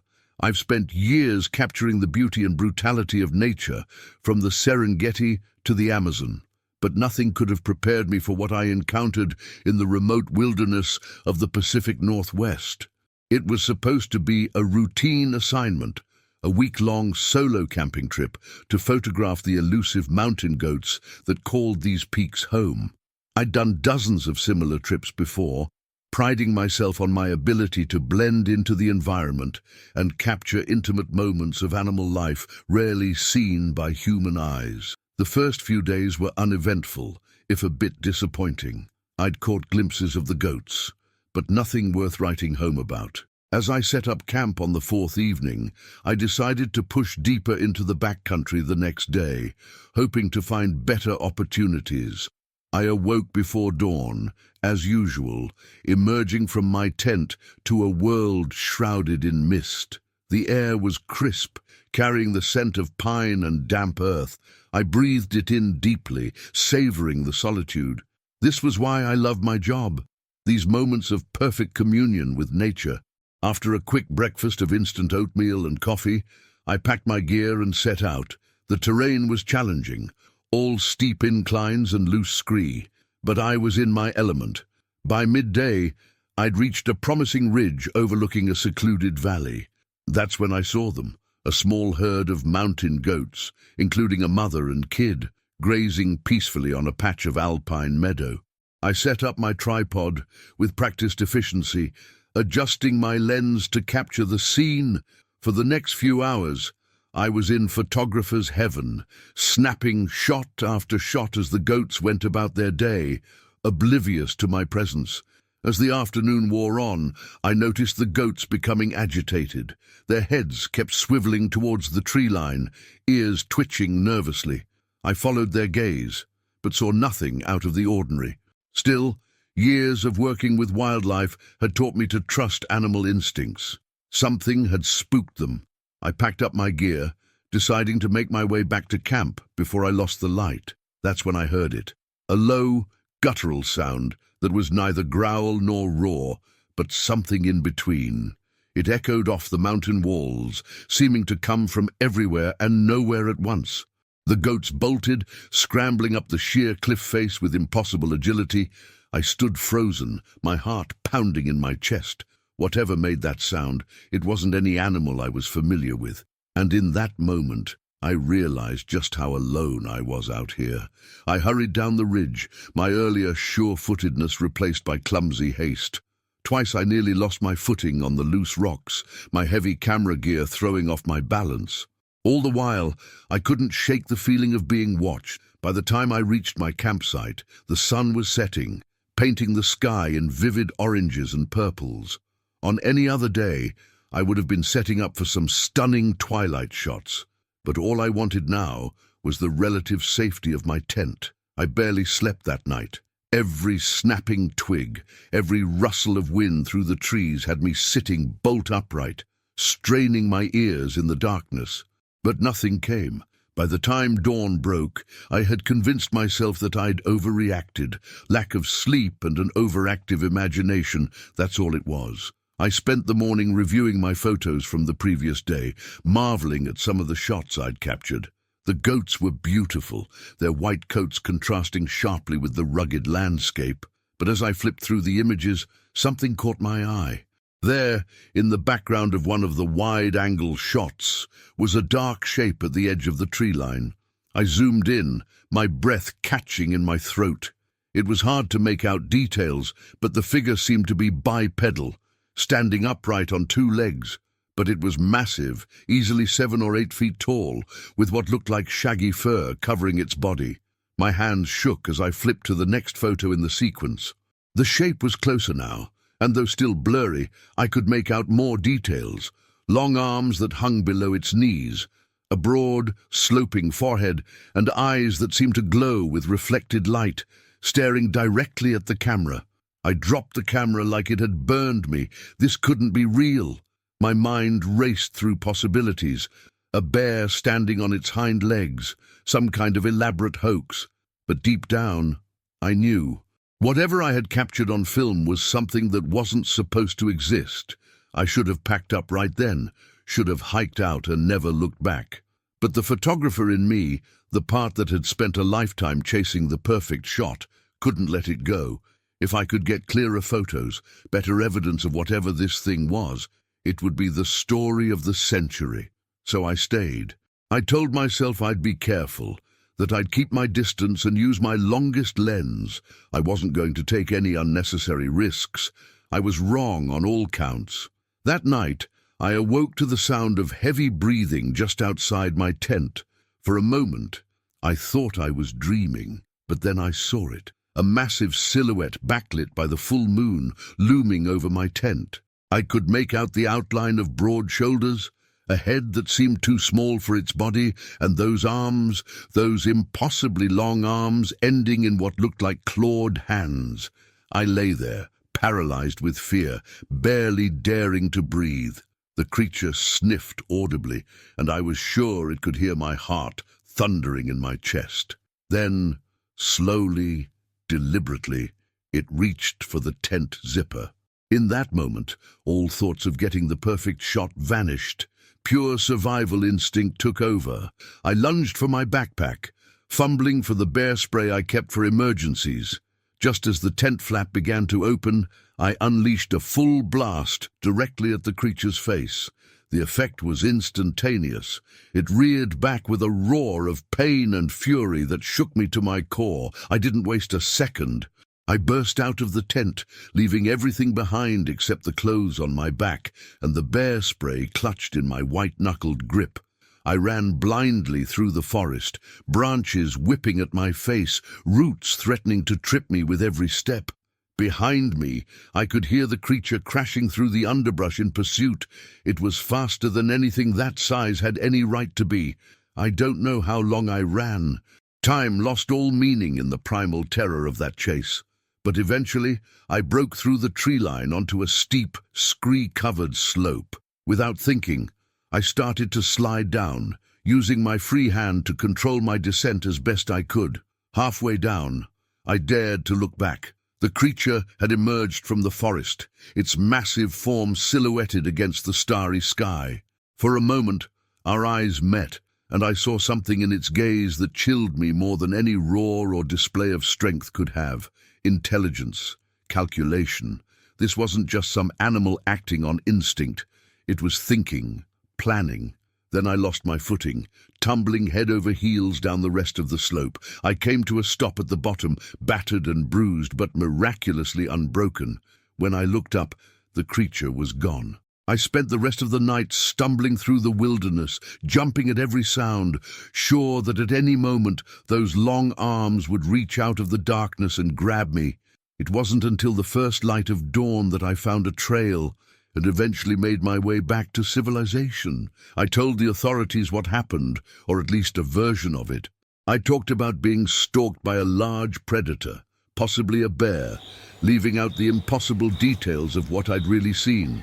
They sent out search parties, but of course, they found nothing.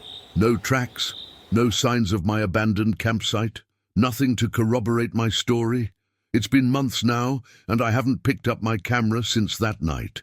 The photos I took are locked away in a safe deposit box, too dangerous to share, but too valuable to destroy.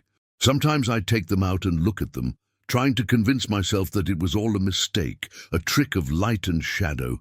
But then I remember those eyes, that intelligence, and I know the truth. Something is out there in the wilderness, something that defies explanation, and it's watching us, waiting. I just hope that when it decides to reveal itself to the world, we're ready for it, because I wasn't, and I don't think I ever will be again.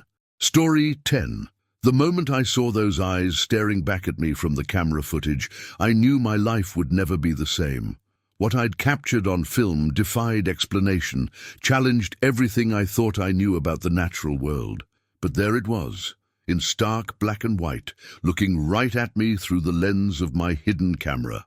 And now, as I sit here in my darkened apartment, I can't shake the feeling that it's still watching me, waiting to finish what it started in those woods. My name is Alex Chen, and until last week, I was just another wildlife photographer trying to make a name for myself in a crowded field.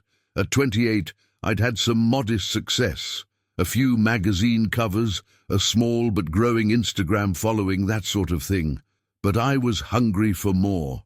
I wanted that one shot, that career-defining image that would catapult me into the big leagues. That's what led me to the remote corners of the Olympic National Park in Washington State. I'd heard whispers of unusual animal activity in the area, larger than normal tracks, strange vocalizations, that kind of thing. Most likely it was just a bear or maybe a cougar that had grown unusually large due to abundant prey. But there was always the chance, however slim, of something more. I spent days scouting locations, looking for signs of large animal movement. Finally, I found the perfect spot, a small clearing near a stream, with plenty of animal tracks coming and going.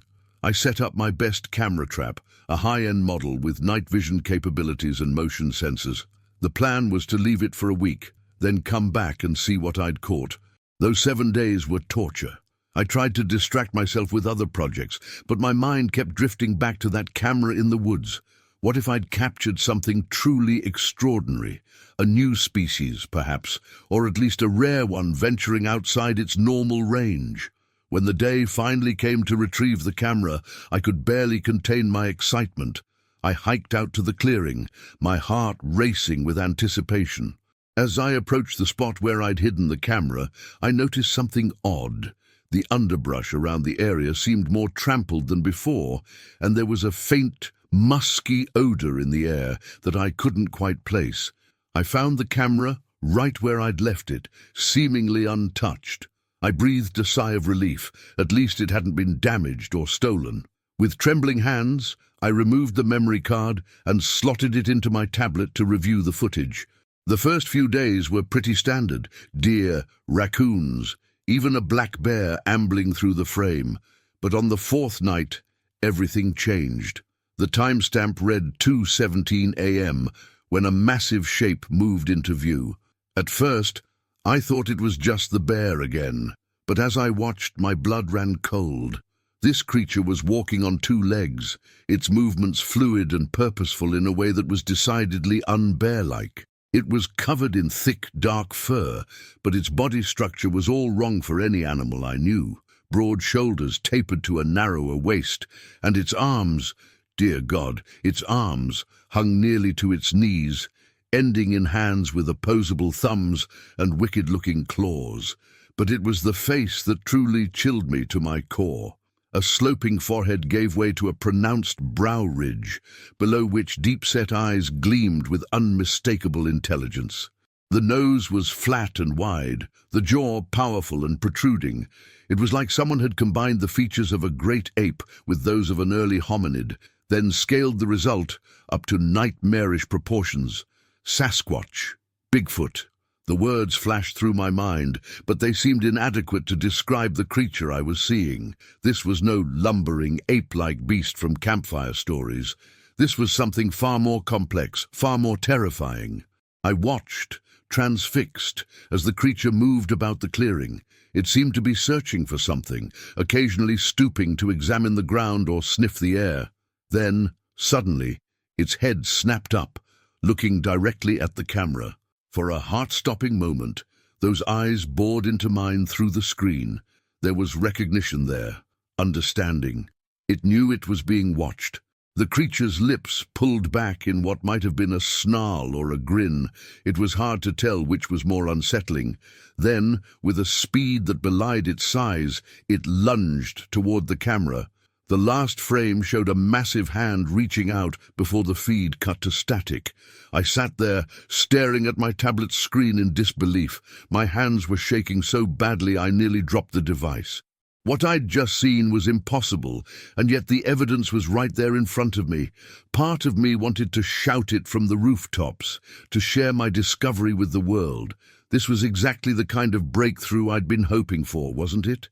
But a deeper, more primal part of my brain was screaming at me to run, to get as far away from these woods as possible and never look back. In the end, caution won out, at least temporarily.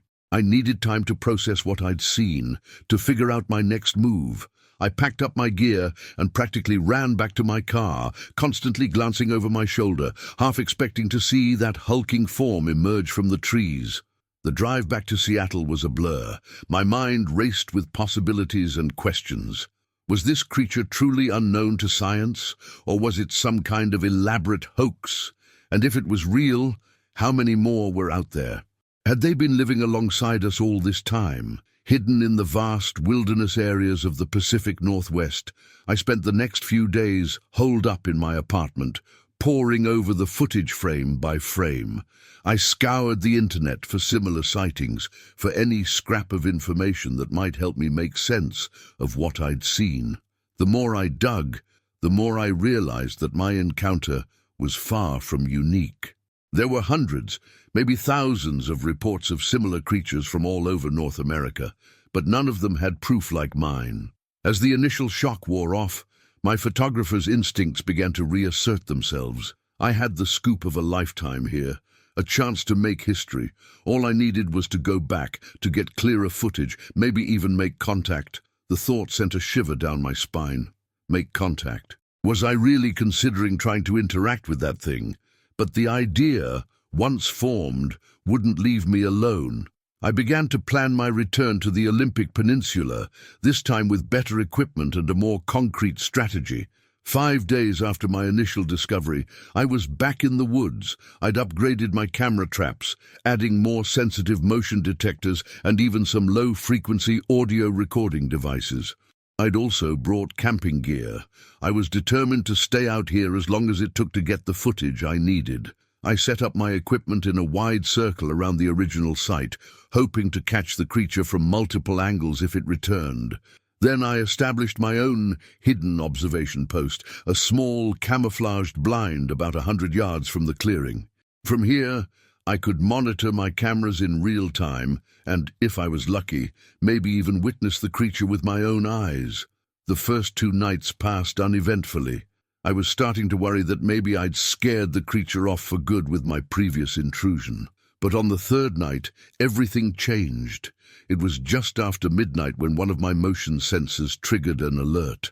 I held my breath as I pulled up the live feed on my tablet. At first, I saw nothing but the usual nighttime forest scene. Then, almost imperceptibly, something moved in the background. I leaned in closer, squinting at the screen. There, a flash of movement between 2 trees. My heart began to race as a familiar shape emerged from the shadows. It was back. The creature moved with the same eerie grace I'd seen in the previous footage. Its massive form somehow managing to slip between trees and underbrush with barely a sound. It paused at the edge of the clearing, its head swiveling slowly as if scanning the area. Did it know I was here? Could it somehow sense my presence? I held perfectly still in my blind, hardly daring to breathe. The creature took a few more steps into the clearing, then stopped again. It raised its head, nose twitching as it scented the air. Suddenly, its gaze snapped in my direction. Even through the tablet screen, I could feel the weight of that stare. A low, rumbling sound reached my ears, not quite a growl, but something deeper, more resonant. It knew somehow. It knew exactly where I was. Panic gripped me as the creature began to move in my direction, its long strides eating up the distance between us with terrifying speed. I scrambled to gather my gear, my fingers clumsy with fear. Just as I was about to bolt from the blind, a new sound cut through the night. Voices, human voices, coming from the direction of the main trail. The creature's head whipped around toward the noise. It hesitated for a moment, clearly torn between pursuing me and avoiding detection. In the end, self-preservation won out. With one last baleful look in my direction, the creature melted back into the shadows of the forest. I didn't wait around to see if it would change its mind. I ran, abandoning most of my equipment in my haste to get back to my car. It wasn't until I was miles away, the lights of civilization appearing on the horizon, that I finally allowed myself to relax. Now, back in the relative safety of my apartment, I'm left to grapple with what I've experienced. The footage I managed to salvage is incredible, world-changing even. But as I sit here, jumping at every creek and shadow, I'm faced with a terrible choice. Do I share what I've found with the world, potentially exposing these creatures to the full scrutiny of science and media, or do I keep this secret, protecting them and myself from the chaos that would surely follow? One thing's for certain, those eyes still haunt me. And deep down, I know this isn't over. Whatever I decide, I have a feeling my path is now irrevocably intertwined with that of the creature in the woods. God help me. I think it's only a matter of time before we meet again. Story 11. The radio crackled to life, shattering the pre-dawn silence of my patrol vehicle. Unit 14, we've got reports of strange noises and possible wildlife disturbance near Whispering Pines campground. Can you check it out? I sighed, reaching for the handset. Copy that, dispatch, I'm on my way. Little did I know, this routine call would plunge me into a nightmare that would forever change my understanding of the wilderness I'd sworn to protect. My name is Jack Hawkins, and I've been a forest ranger for over a decade. I thought I'd seen it all, from lost hikers to aggressive bears. But nothing in my training could have prepared me for what I encountered that crisp autumn morning in the depths of Pinewood National Forest. The sun was just beginning to paint the sky in hues of pink and gold as I pulled up to the campground. It was deserted this time of year, the summer crowds long gone. As I stepped out of my truck, the silence hit me like a physical force. No birdsong, no rustling of small animals in the underbrush. It was as if the entire forest was holding its breath. I did a quick sweep of the immediate area, finding nothing out of the ordinary. Just as I was about to call it in as a false alarm, something caught my eye. There, at the edge of the clearing, was a tent. It looked like it had been through a war zone, shredded to ribbons, its contents strewn across the forest floor. My hand instinctively went to the holster at my hip as I approached. "Hello? Park Ranger, is anyone here?" No response. I knelt to examine the damage, my mind racing through possibilities. Bear attack. Vandals. But as I looked closer, I realized this was like nothing I'd ever seen before. The tears in the fabric were too precise, almost surgical in their execution. And there was something else, a faint, musky odor that made the hairs on the back of my neck stand up. That's when I saw the tracks. At first glance, they looked almost human, two-legged, with a clear heel and toe pattern, but they were massive, easily twice the size of my boot.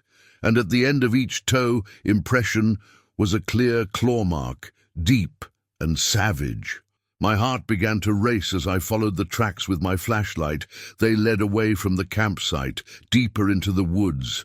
And strangest of all, they seemed to alternate between the bizarre human-like prints and what looked like wolf tracks. Every instinct screamed at me to call for backup, to wait for reinforcements before venturing further. But something drove me forward, curiosity, duty, or maybe just plain stubbornness. I radioed in my location and my intention to investigate, then set off into the forest. The deeper I went, the more oppressive the silence became. The morning light barely penetrated the dense canopy overhead, leaving me in a perpetual twilight. I found myself moving more cautiously, my hand never far from my sidearm. After what felt like hours but was probably only 20 minutes, I emerged into a small clearing. What I saw there stopped me dead in my tracks. In the center of the clearing was a deer carcass, or what was left of it. The poor creature had been torn apart with savage efficiency, its ribcage splayed open like some grisly flower. But it was the arrangement that chilled me to the bone. The remains had been carefully positioned, almost ritualistically, with the skull placed atop a crude altar of stones. I'd seen plenty of animal kills in my time, but this was something else entirely. This spoke of intelligence, of purpose. As I stood there, trying to process what I was seeing, a sound broke the unnatural silence, a low, mournful howl that seemed to come from everywhere and nowhere at once. I spun around, my weapon drawn, scanning the tree line. Nothing. But the howl came again, closer this time, and then I saw them. Eyes reflecting the beam of my flashlight, dozens of pairs glowing in the gloom of the forest. They were surrounding me. Fear gripped me like a physical force. I'd faced down angry bears and mountain lions, but something about this felt fundamentally wrong, unnatural. My radio crackled to life, making me jump. Unit 14, what's your status? Backup is en route to your location. I never got the chance to respond. From the shadows emerged a figure that defied everything I thought I knew about the natural world. It was massive, easily 7 feet tall, with a body that seemed to be a nightmarish blend of man and wolf. Matted fur covered its muscular frame and its face. God, its face was something out of a horror movie, with the elongated snout full of razor-sharp teeth and eyes that burned with an unnatural intelligence. For a moment, we just stared at each other, me, rooted to the spot in terror, and this impossible creature regarding me with what I could only describe as cruel curiosity. Then, with a roar that shook the very trees, it charged. I'd like to say I stood my ground, that I fought back with all the training and experience of my years as a ranger, but the truth is, I ran. I ran like I'd never run before, crashing through the underbrush with no thought but escape. Behind me, I could hear the creature in pursuit, its heavy footfalls and snapping of branches growing ever closer. I burst out of the tree line onto the access road, my lungs burning, legs pumping on pure adrenaline. My truck was just ahead, a gleaming beacon of safety in the early morning light. I fumbled with the keys, practically diving into the driver's seat. As I gunned the engine, I caught a glimpse of my pursuer in the rearview mirror. It had stopped at the edge of the forest, those burning eyes fixed on me, and in that moment, I understood with terrifying clarity that it wasn't giving up. It was letting me go. This was its territory now, and it wanted me to spread the word. I drove in a daze, my mind struggling to process what I'd just experienced. When I finally reached the ranger station, I was met by a team of worried colleagues and local law enforcement. They'd been trying to reach me for hours. I gave my report in halting, disjointed sentences. I told them about the shredded tent, the strange tracks, the mutilated deer, but when it came to the creature itself, the words stuck in my throat. How could I describe something that shouldn't exist? Who would believe me? In the end, I left it vague. A large, unidentified predator, possibly a bear or wolf. They nodded sympathetically, attributing my obvious shock to the gruesome scene I'd encountered. Search parties were organized, warnings were issued to hikers and campers, but I knew in my gut it wouldn't be enough. In the weeks that followed, more reports came in. Hikers went missing. Campsites were found destroyed. Livestock in nearby farms was slaughtered in ways that defied explanation. Each time, I volunteered to investigate, driven by a need to confirm what I knew in my heart to be true. And each time, I found more evidence. Those same massive tracks, always alternating between human-like and wolf-like prints. More ritualistic kill sites. Once, a tuft of coarse, dark fur caught on a branch that matched no known species in our database. I've spent countless nights poring over folklore and cryptozoology texts, searching for anything that might explain what I saw that day.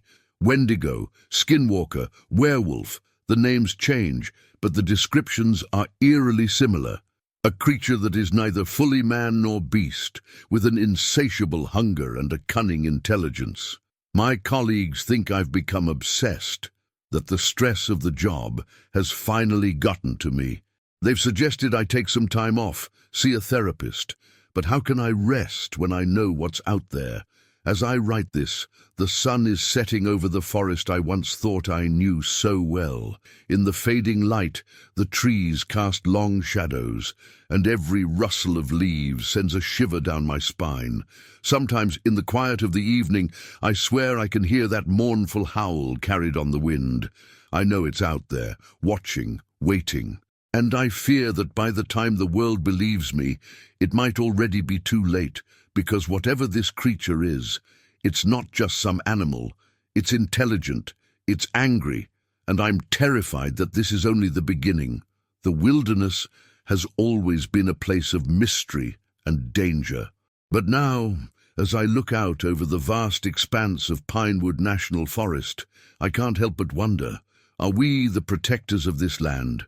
Or are we merely tolerated guests in a domain that belongs to something far older and more terrifying than we can imagine? One thing's for certain, these woods aren't safe anymore, and I'll keep searching, keep investigating until I can prove to the world the truth of what lurks in the shadows of our forest. Because if I don't, who will? Story 12. The howl that pierced the night wasn't just a sound, it was a promise of terror. As it echoed through our campsite, I knew with bone-deep certainty that this wasn't going to be the relaxing full moon hike we'd planned. Little did I know, that haunting cry would be the least of our worries. My name's Mike Callahan, and I've been an avid hiker and camper for most of my 35 years. I thought I'd seen it all in the great outdoors, bears, mountain lions, even a wolverine once. But nothing could have prepared me for what we encountered that night in the Adirondacks. It was supposed to be a fun weekend trip with my buddy Steve and his wife, Lisa. We'd planned this full moon hike for months, excited about the idea of experiencing the wilderness bathed in natural moonlight. As we set up our tents that afternoon, the air was thick with anticipation. "You sure this is safe, Mike?" Lisa asked as she helped me stake down my tent. "I mean, aren't more animals active at night?" I flashed her a reassuring smile. "Don't worry, we've got bear spray and we know what we're doing. Besides, most predators avoid humans. We'll be fine." If only I'd known how wrong I was. As dusk fell, we gathered around the campfire, roasting marshmallows and trading stories. The moon rose, a perfect silver disk that bathed everything in an ethereal glow. It was beautiful, almost magical. "All right, folks," I said, standing up and brushing off my pants. "Let's hit the trail before it gets too late." We donned our headlamps, though we barely needed them with the moonlight so bright, and set off down the well-marked path. The forest was alive with night sounds, the hoot of an owl, the rustle of small creatures in the underbrush. It was peaceful, invigorating. That's when we heard it, a long, mournful howl that seemed to come from everywhere and nowhere at once. We all froze, exchanging nervous glances. "Was that a wolf?" Steve whispered, his eyes wide. I furrowed my brow, trying to place the sound. "I don't think so. Didn't sound quite right for a wolf. Maybe a coyote." But even as I said it, I knew that wasn't right either. The howl had been too deep, too primal. "Maybe we should head back," Lisa suggested, a tremor in her voice. I was about to agree when another howl split the night, closer this time, and it wasn't alone. A chorus of answering cries echoed through the trees, surrounding us. "Run!" I shouted, all thoughts of staying calm forgotten. We took off down the trail, our headlamp beams bouncing wildly as we ran. I could hear something crashing through the underbrush behind us, gaining ground with terrifying speed. Suddenly, Steve let out a yell. I spun around to see him sprawled on the ground, his foot caught in a exposed root. As Lisa and I rushed to help him up, a massive shape burst from the tree line. My headlamp caught it full in the face, and for a moment my brain simply refused to process what I was seeing. It was wolf-like, yes, but the proportions were all wrong. It stood on two legs, its body a grotesque mixture of human and canine features. Saliva dripped from jaws, filled with gleaming fangs, and its eyes, God, its eyes were disturbingly intelligent, filled with a hunger that went beyond mere animal instinct. "What the fuck is that?" Steve screamed, scrambling backward. The creature's lips pulled back in what could almost be called a smile.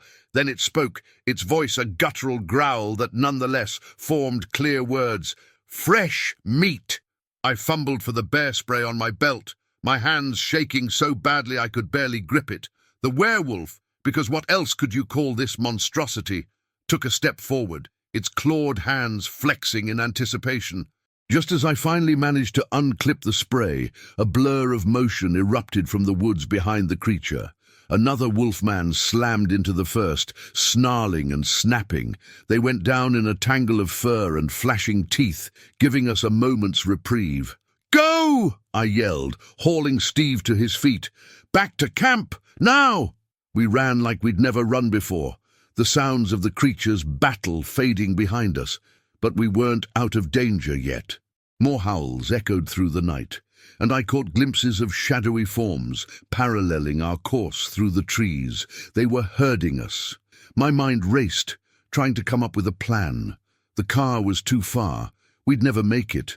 But maybe if we could get back to camp, we could... A weight slammed into my back, sending me sprawling. Claws raked across my shoulders, and hot breath washed over my neck. I managed to roll onto my back, bringing up the bear spray just as the werewolf lunged for my throat. The spray hit it full in the face. It reared back with a howl of pain, pouring at its eyes. I scrambled to my feet, ready to run, when I noticed something odd. In the bright moonlight, I could see the creature's form shimmer and twist, as if it was trying to hold its shape together through sheer force of will. That's when it hit me. The moon. These things, whatever they were, drew their power from the full moon, and my bear spray had silver nitrate as one of its active ingredients. "Guys," I shouted to Steve and Lisa, who had paused a few yards ahead. "The spray! It hurts them!" Understanding dawned in their eyes. Steve unclipped his own spray canister, turning to face the creatures that were now emerging from the woods around us. What followed was a chaotic blur of snarling faces, flashing claws, and burning silver spray. We fought our way back towards camp, each blast of spray sending the werewolves reeling, but there were so many of them, and our canisters wouldn't last forever. We burst into the clearing where we'd set up camp, and I had a desperate idea. "The fire!" I yelled. "Build up the fire!" As Steve and Lisa rushed to stoke the dying embers of our campfire, I turned to face our pursuers. They stalked into the clearing, a semicircle of nightmarish forms with glowing eyes and slavering jaws, but they hesitated at the edge of the firelight, as if unsure. "That's right, you bastards," I growled, holding my nearly empty spray canister out like a shield. "You don't like the light, do you?" The largest of the creatures, the one that had spoken earlier, stepped forward. Its form seemed more stable than the others, less prone to that unsettling shimmer. "Clever prey," it rumbled, those disturbingly human eyes locked on mine. "But the night is long, and the hunger never ends. We can wait." Behind me, the fire roared to life as Steve and Lisa fed it with everything flammable they could find. The werewolves took a collective step back, hissing at the increased light. "You'll be waiting a long time," I said, trying to project a confidence I didn't feel. "The sun will be up in a few hours, and something tells me you don't do so well in daylight." The creature's eyes narrowed, and for a moment I thought it might charge despite the fire, but then it threw back its head and let out a bone-chilling howl. As one, the pack melted back into the shadows of the forest. We didn't relax, though. We spent the rest of the night huddled around that fire, jumping at every snapping twig and rustle of leaves. As the sky began to lighten with the first hints of dawn, we heard a chorus of mournful howls in the distance, fading away as if retreating deep into the wilderness. Only when the sun finally crested the horizon did we dare to move, practically running to our car and peeling out of the campground as if the hounds of hell were on our heels. We drove in silence for a long time, each lost in our own thoughts. It was Steve who finally broke the quiet. "So, werewolves are real. What the fuck do we do now?" I gripped the steering wheel tighter, my mind still reeling from everything we'd experienced. "I don't know," I admitted. "Who would even believe us?" "We have to tell someone," Lisa insisted. "Those things are out there, hunting people." She was right, of course. But as I thought about those intelligent eyes, that ability to speak, I couldn't help but wonder if there was more to the story. Were these creatures simply monsters, or was there something more complex going on? One thing was certain, our lives would never be the same. We had glimpsed a world hidden in the shadows, a world of myth and nightmare made real, and somehow I knew this wouldn't be our last encounter with the mysteries lurking in the dark.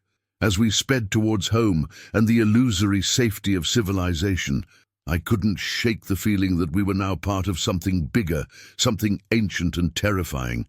The werewolves had called us prey, but in surviving, had we become something else? Hunters, perhaps. Only time would tell. But one thing was certain, I'd never look at a full moon the same way again. Story 13. The first splash barely registered. The second made me look up from my lure. The third, that's when I saw it.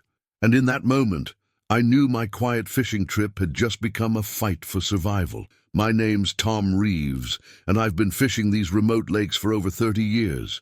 I thought I knew every inch of shoreline, every hidden cove, and every creature that called these waters home. But what I encountered that day defied everything I thought I knew about nature and my place in it.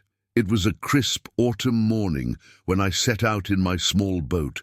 The mist was just lifting off the water, promising one of those perfect, still days that every angler dreams about. I'd chosen a secluded spot on Lake Whisper, a good 5 miles from the nearest cabin or campsite. Just me, the fish, and the wilderness. For the first few hours, it was exactly that. The gentle lapping of water against the hull, the occasional plop of my lure hitting the surface. These were the only sounds breaking the profound silence. I'd caught a couple of decent-sized trout, but nothing spectacular. Still, I was content.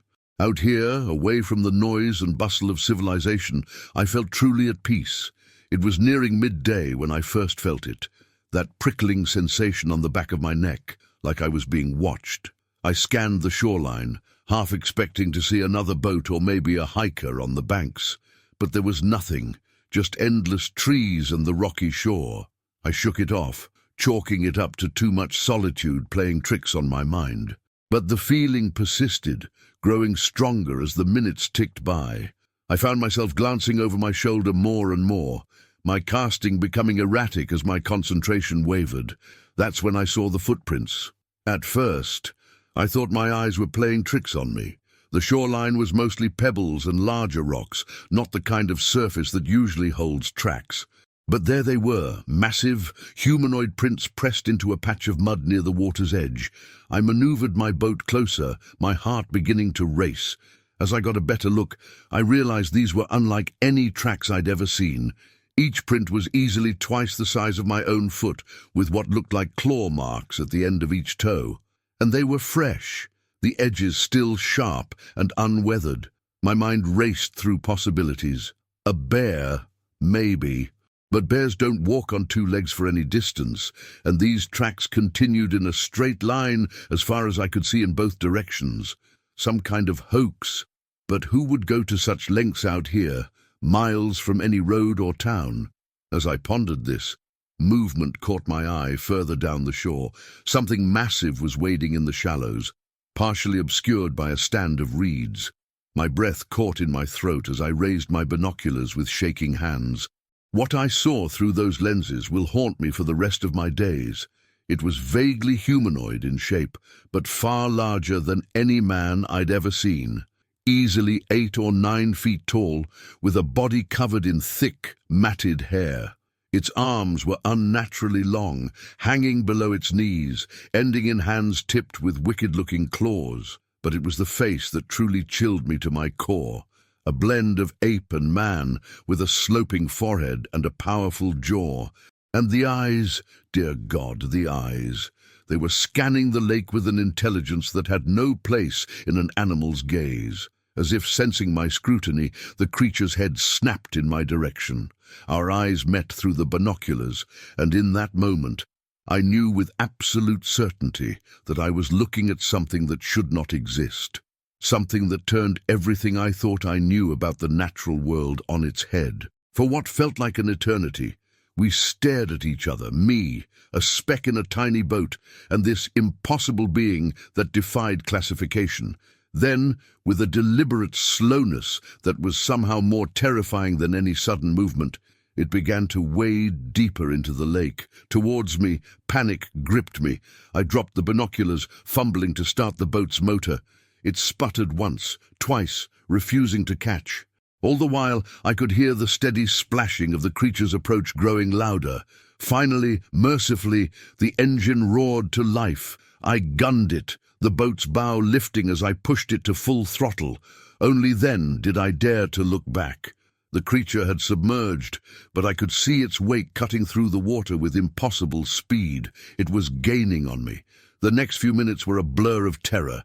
I zigzagged across the lake, trying to throw off my pursuer, but no matter how I maneuvered, that wake kept coming, always just a few yards behind my stern. As I neared the far shore, I realized I had a choice to make. I could try to outrun this thing, hoping my fuel would last longer than its stamina, or I could make a break for land, gambling that it was slower on solid ground than in the water. In the end, instinct made the decision for me. I saw a small beach ahead and aimed straight for it. The boat hit the shallows with a bone-jarring thud, but I was already moving, leaping over the side and splashing towards the shore. I risked one glance back as I reached dry land. The wake had stopped just short of the beach. For a moment, the surface was still. Then, slowly, a massive form began to rise from the water. I didn't wait to see more. I ran. deeper into the forest, away from the lake, my feet pounding the earth in a desperate rhythm. I ran until my lungs burned and my legs felt like lead. Only then did I dare to stop and listen. Silence. No splashing, no footsteps, no sign of pursuit. Had I lost it? Or had it simply given up the chase? It took me hours to find my way back to civilization, every snapping twig and rustle of leaves sending my heart racing. When I finally reached the ranger station, I was a mess, clothes torn, covered in scratches from crashing through the underbrush, wild-eyed with fear and exhaustion. I told them everything. The footprints, the creature in the lake, the chase. They listened politely, but I could see the skepticism in their eyes. They sent out patrols, of course, but found nothing. No tracks, no signs of any large predator. My boat was right where I'd left it, undamaged. In the days and weeks that followed, I questioned my own sanity. Had it all been some sort of hallucination, a waking nightmare brought on by too much solitude? But every time I closed my eyes, I saw those intelligent, impossible eyes staring back at me. I knew what I had seen. I haven't been back to Lake Whisper since that day. I've heard the whispers, the rumors of other sightings. Hikers reporting strange noises in the night. Campers finding massive, unexplainable tracks around their sites. But officially, it's all attributed to bears or other known predators. The alternative is too fantastic, too terrifying to acknowledge. But I know the truth. There's something out there in those waters, something that defies explanation.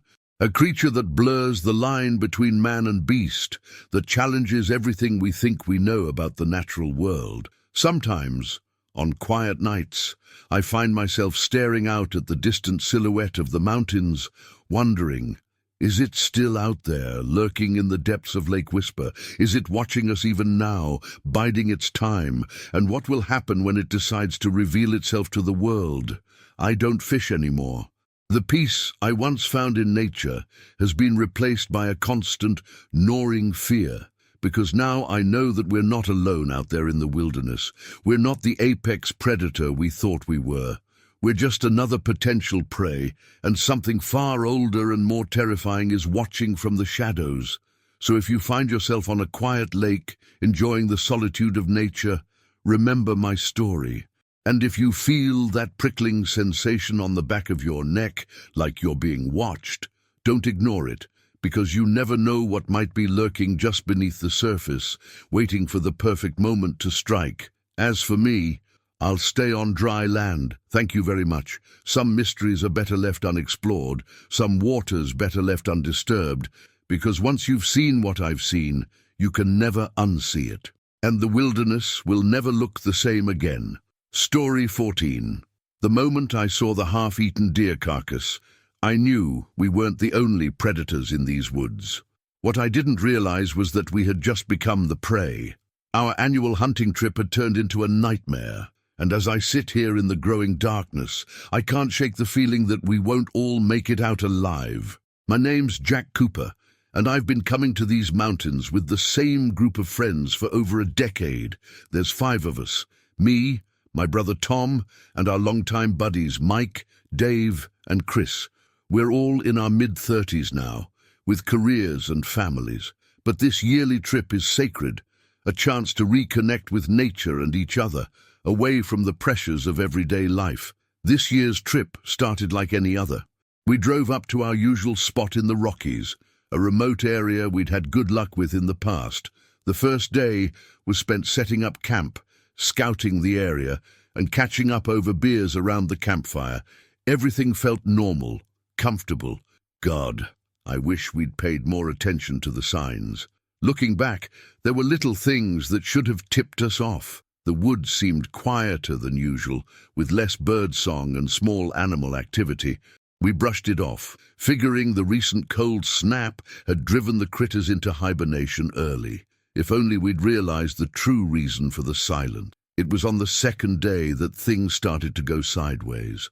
We split up into our usual pairs. Me with Tom, Mike with Dave, and Chris going solo. He always said he hunted better alone. The plan was to meet back at camp by sundown, hopefully with some venison for our trouble. Tom and I had been tracking a promising set of deer tracks for a couple of hours when we stumbled upon the carcass. It was fresh, couldn't have been more than a day old, but what struck me was the way it had been torn apart. This wasn't the work of a mountain lion or a bear. The precision of the cuts, the way the choice organs had been removed, it was almost surgical. "Ooh, what the hell could have done this?" Tom whispered, his face pale beneath his orange hunting cap. I shook my head, trying to make sense of what I was seeing. "I don't know, but I've got a bad feeling about this. Maybe we should head back to camp, warn the others." That's when we heard the scream. It echoed through the trees, a sound of pure terror that made my blood run cold. Tom and I exchanged a panicked glance before taking off in the direction of the cry. As we ran, I tried to place the voice.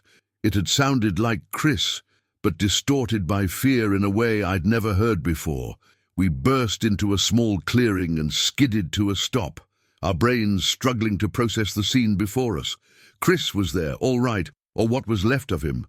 His body lay crumpled at the base of a large pine, his chest cavity torn open in a gruesome mirror of the deer we'd found earlier. But it was the figure crouched over him that turned my world upside down. At first glance, it looked almost human, but as it turned to face us, I realized how wrong that assessment was. It was massive, easily 7 feet tall, with a body covered in coarse, dark hair.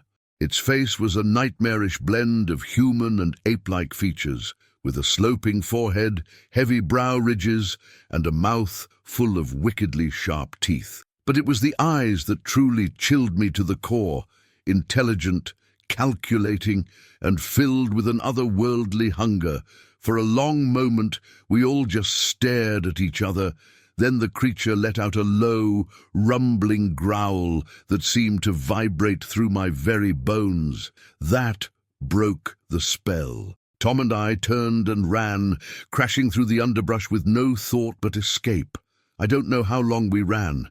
It could have been minutes or hours. All I know is that when we finally stopped, gasping for breath, the sun was noticeably lower in the sky. We'd lost all sense of direction in our panic. What the fuck was that thing?" Tom panted, leaning against a tree for support. I shook my head, still trying to catch my breath. "I don't know, but we need to find Mike and Dave, get back to the truck, and get the hell out of here." As if on cue, we heard another scream in the distance. This one was cut off abruptly, leaving an even more ominous silence in its wake. "Jesus," Tom whispered. "You don't think—" I nodded grimly. "We need to move. Now." We set off in what we hoped was the direction of our camp, constantly scanning the woods around us for any sign of movement. The forest seemed to have come alive with menace, every shadow potentially hiding another of those creatures. As we walked, my mind raced, trying to make sense of what we'd seen. Bigfoot. The word kept popping into my head, but I pushed it away. Bigfoot was a myth, a campfire story. But then again, what we'd seen was about as far from a man in a gorilla suit as you could get. This was something ancient, something primal, and it was hunting us. The sun was dipping below the tree line when we finally stumbled upon our camp, or what was left of it. Our tents had been shredded, supplies scattered everywhere, and there, in the middle of the destruction, was a sight that nearly broke me. Mike's body lay sprawled across what used to be our fire pit, his throat torn out. Of Dave, there was no sign. I prayed he'd managed to escape, but deep down, I knew the odds weren't in his favor. "We need to get out of here," I said, my voice sounding strange and distant to my own ears. "The truck's not far. If we can make it there." Tom nodded, his face a mask of shock and grief. We grabbed what supplies we could salvage, a couple of water bottles, some energy bars, and most importantly, our rifles. Not that they'd done Chris or Mike much good, but having them made me feel a little less helpless. We set off towards where we'd left the truck, about a mile from our campsite. The going was slow, we were both exhausted, and the fading light made the terrain treacherous. Plus, we had to stop every few minutes to listen for any signs of pursuit. It was during one of these pauses that we heard it, a low, rhythmic thumping sound, like heavy footsteps, and it was getting closer. "Run!" I hissed, giving Tom a push to get him moving. We took off through the darkening forest, branches whipping at our faces as we ran. The footsteps behind us picked up pace, accompanied now by that bone-chilling growl we'd heard earlier. Suddenly, the trees opened up ahead of us.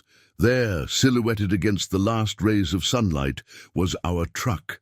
A surge of hope gave me a burst of speed, but it was short-lived. As we broke from the tree line, a massive shape came hurtling out of the woods to our right.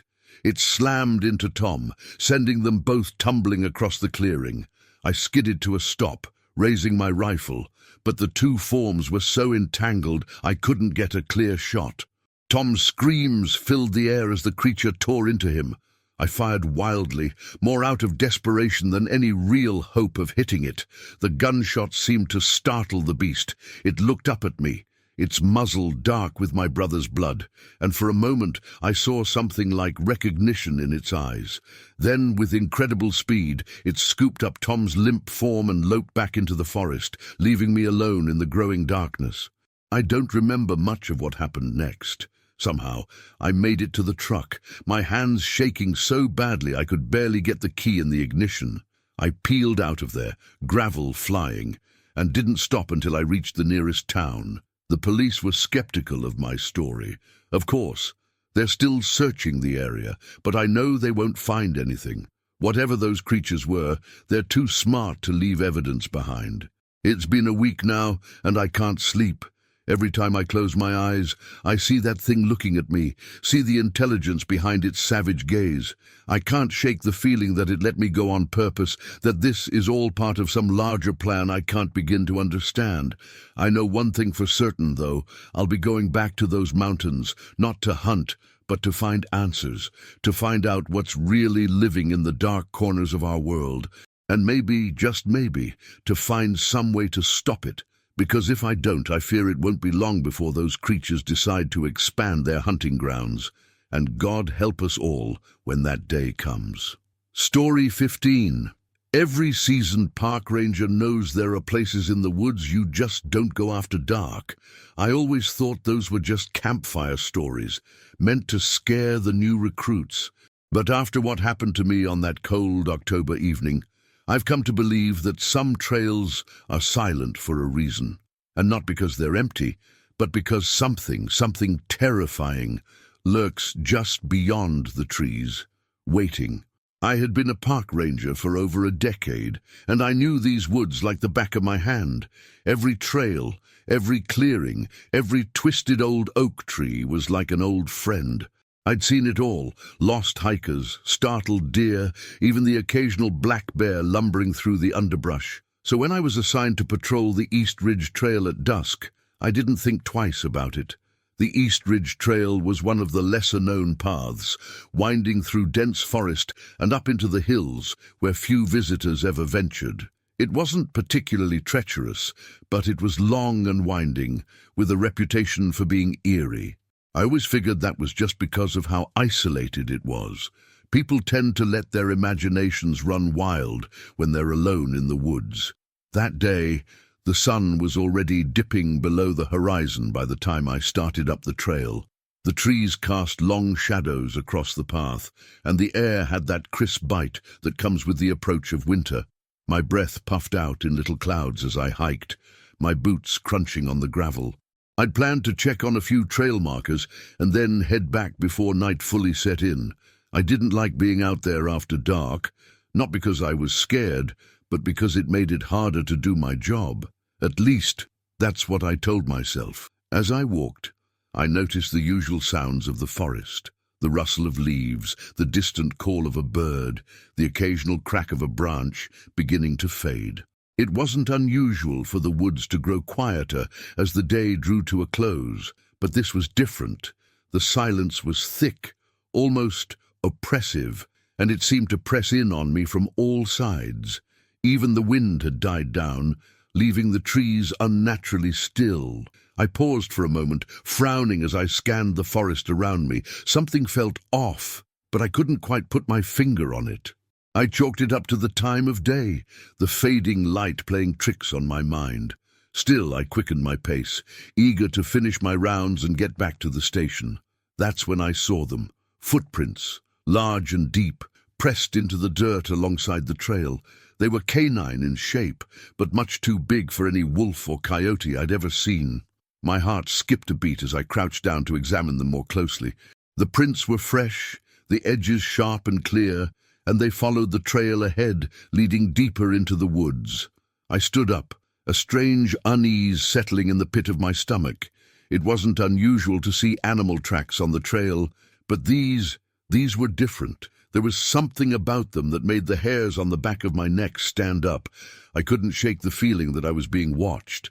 The logical part of my brain told me to turn back, to report the tracks and let someone else take over the investigation. But there was another part of me, a stubborn, curious part, that wanted to see where they led. Maybe it was just an oversized dog, I reasoned. Or maybe someone's idea of a prank. Either way, I needed to know.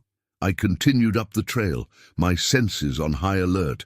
The footprints veered off the path and into the underbrush, and I followed, ducking under low-hanging branches and stepping carefully over roots. The forest seemed to close in around me, the trees growing denser, their branches intertwining overhead to form a thick canopy that blocked out what little light remained. As I moved deeper into the woods, the silence became even more pronounced. It was as if the entire forest was holding its breath, waiting. My own breathing sounded loud in my ears, and I had to resist the urge to turn back. But I was in too deep now, and something, call it instinct, call it foolishness, pushed me forward. I wasn't sure how long I had been following the tracks when I first heard it, a low, guttural growl that seemed to vibrate through the very air around me. I froze, every muscle in my body tensing as I strained to pinpoint the source of the sound. It seemed to come from all directions at once, echoing through the trees like the rumble of distant thunder. And then, just as suddenly as it had started, the growling stopped. The silence that followed was deafening, and I could feel my heart pounding in my chest. I was no longer just uneasy, I was terrified. I took a step back, my eyes scanning the trees, searching for any sign of movement. That's when I saw it, a shadow, tall and hunched, standing just beyond the edge of the clearing. My breath caught in my throat as I stared, trying to make sense of what I was seeing. The creature was massive, easily standing over 7 feet tall, with long, matted fur that hung off its body in clumps. Its eyes glowed in the dim light, a sickly yellow that seemed to pierce through the darkness. But what struck me the most was its shape.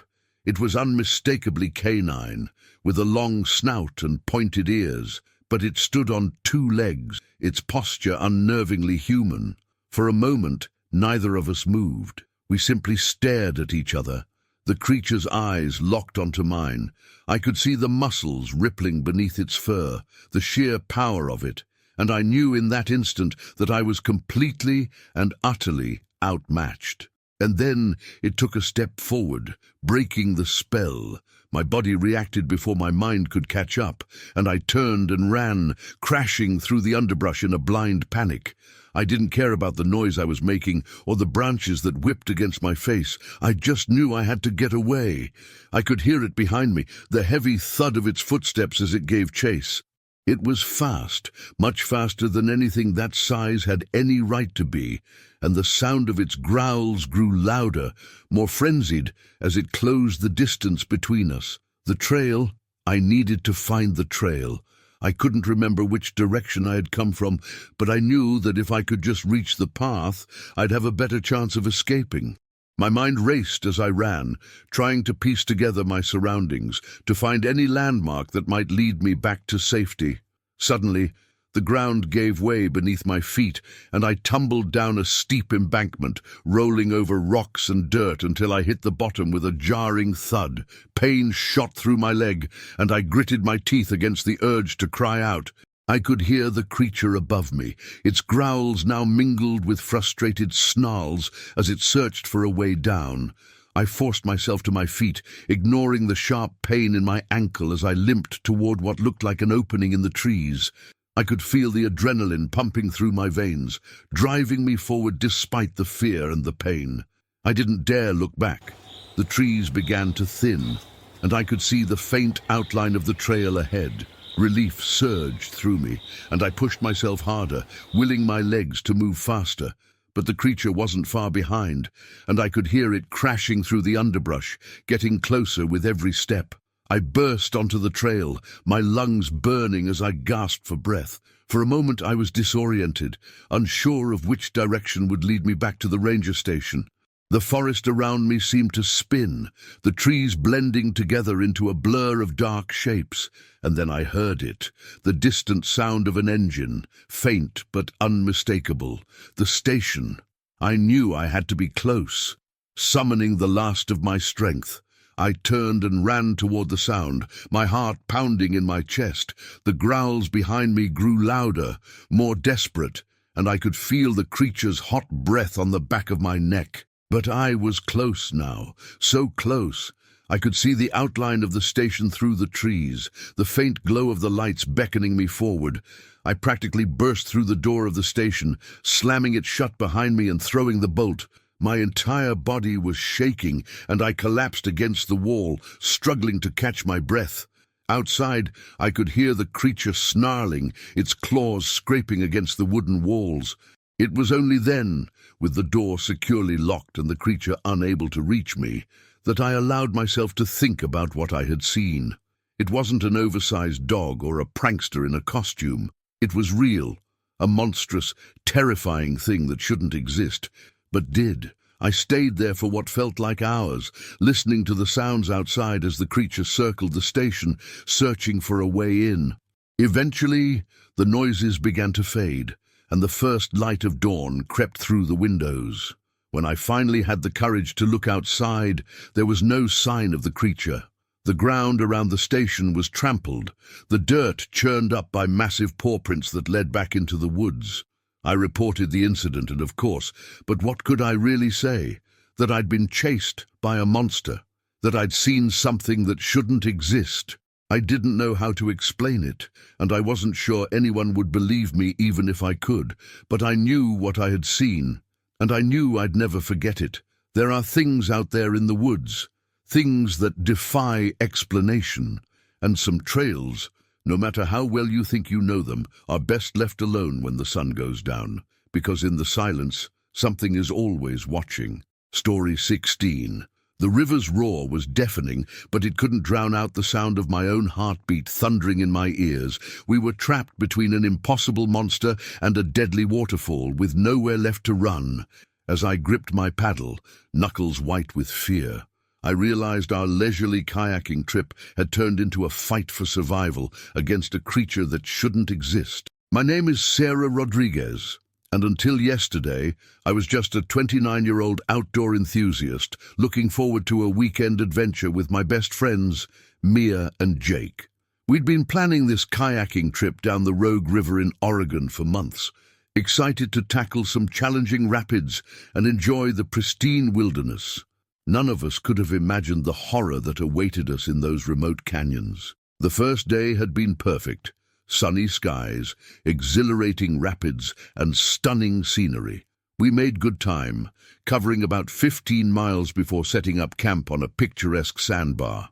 As we sat around the campfire that night, sharing stories and roasting marshmallows, life felt pretty damn good. It was Mia who first noticed something was off. She kept glancing at the tree line, a small furrow between her brows. "Hey guys," she said, her voice low. Does anyone else feel like we're being watched?" Jake laughed it off. "It's probably just a deer or something. Don't go getting all Blair Witch on us, Mia." I wanted to agree with Jake, but there was an uneasy prickling at the back of my neck. I scanned the darkness beyond our firelight, but saw nothing out of the ordinary. Still, I couldn't shake the feeling that there were eyes out there, sizing us up. We turned in early, planning to get an early start the next day. I drifted off to the sound of the river and the occasional hoot of an owl, but my sleep was restless, filled with unsettling dreams of being chased through endless forests by something I couldn't quite see. I woke with a start just before dawn, my heart racing. For a moment, I couldn't remember where I was. Then I heard it, a low, rumbling growl that definitely didn't belong to any animal I knew. I sat up, fumbling for my flashlight, "Guys," I whispered urgently, "wake up! Something's out there." Mia and Jake stirred, groggy and confused. "What's going on?" Jake mumbled. Before I could answer, we heard the sound of heavy footsteps circling our camp. Whatever it was big, really big. We scrambled out of our tents, huddling together as we scanned the tree line. In the dim pre-dawn light, I caught a glimpse of movement. A massive, hair-covered form slipping between the trees. It was at least 8 feet tall, with broad shoulders and long arms that nearly reached the ground. "Holy shit," Jake breathed. Is that Bigfoot?" I shook my head, unable to process what I was seeing. "We need to get out of here. Now." We didn't bother breaking camp properly. We just grabbed our essential gear and practically threw ourselves into our kayaks. As we pushed off from the shore, I glanced back and saw the creature step into full view. It was like something out of a nightmare, covered in thick, dark fur, with a face that was an unsettling blend of ape and human features. But it was the eyes that truly terrified me. Intelligent, almost human-like, and filled with an predatory intensity that made my blood run cold. We paddled hard, putting distance between us and the shore. But as we rounded a bend in the river, I realized with growing horror that the creature was keeping pace with us, loping along the riverbank with an ease that belied its massive size. "It's herding us!" Mia shouted over the sound of the rapids. It's pushing us downstream." She was right. Every time we tried to angle towards the shore, the creature would put on a burst of speed, cutting off our escape route.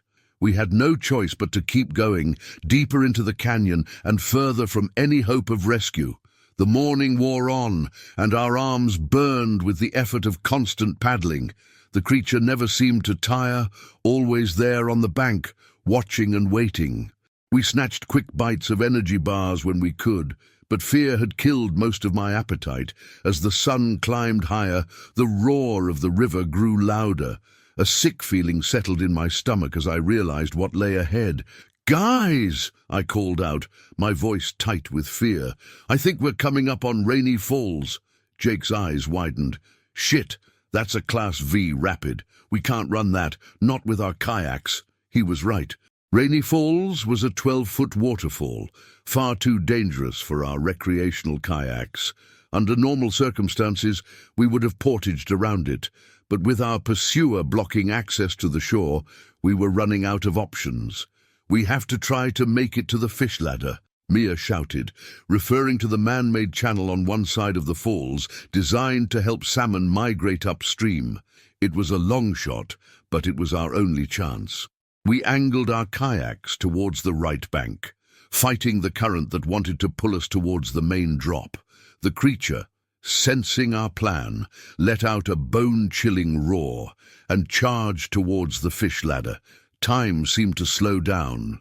I could see the falls ahead, a curtain of white water thundering over the edge. To our right, the narrow opening of the fish ladder.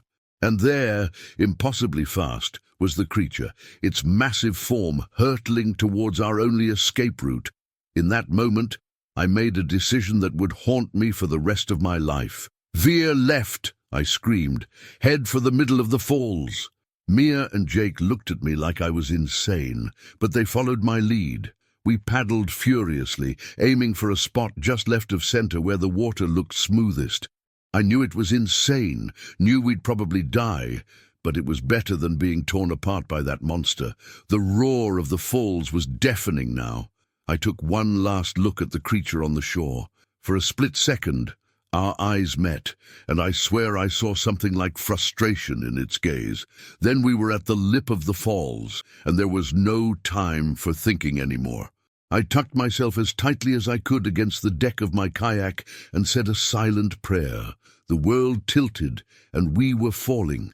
The impact was like hitting concrete. My kayak flipped immediately, and I was plunged into a maelstrom of churning white water. I tumbled end over end, completely disoriented, my lungs burning for air. Just when I thought I couldn't hold my breath any longer, I broke the surface, gasping. By some miracle, all three of us had made it through the falls alive. Our kayaks were battered, and we were bruised and half-drowned, but we were alive. And more importantly, we were now in the middle of a wide, deep section of the river, well out of reach of the creature on the shore.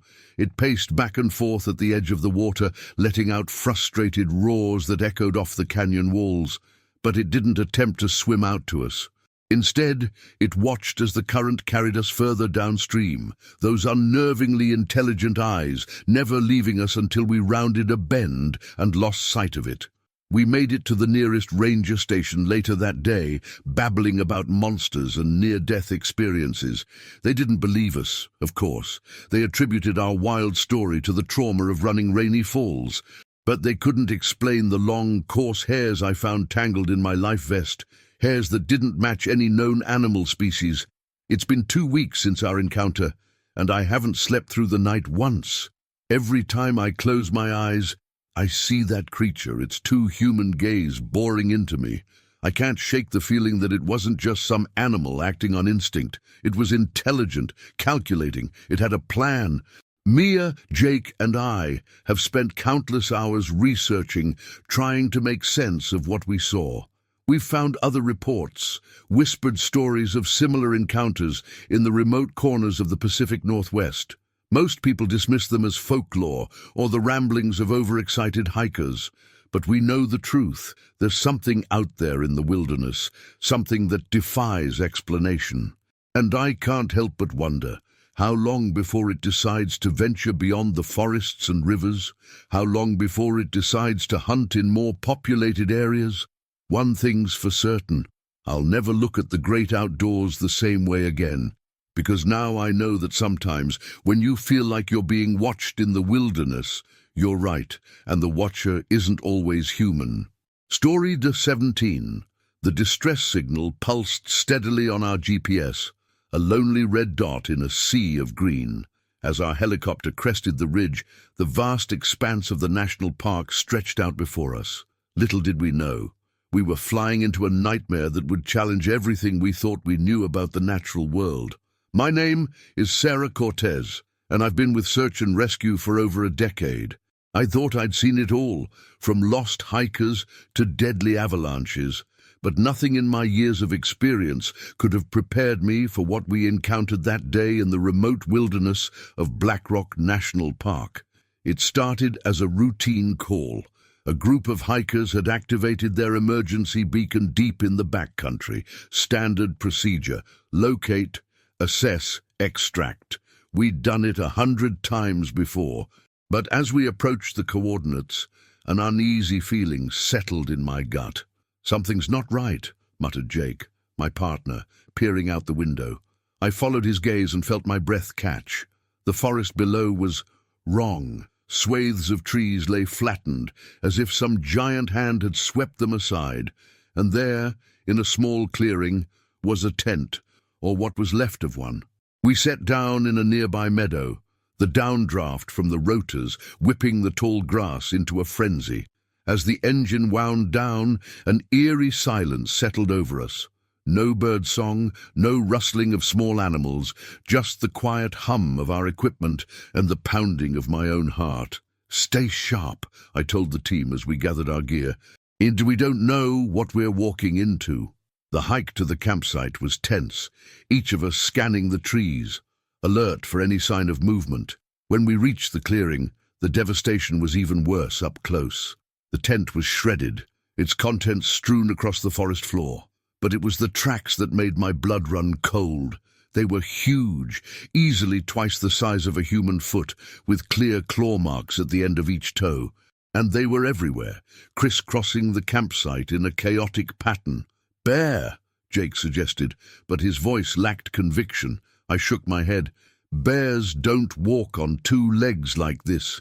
And look at the stride length. Whatever made these is big, really big." We split up to search the area, following standard protocol despite the growing sense of wrongness that permeated the air. That's when Carlos, our newest team member, called out, "Guys, you need to see this."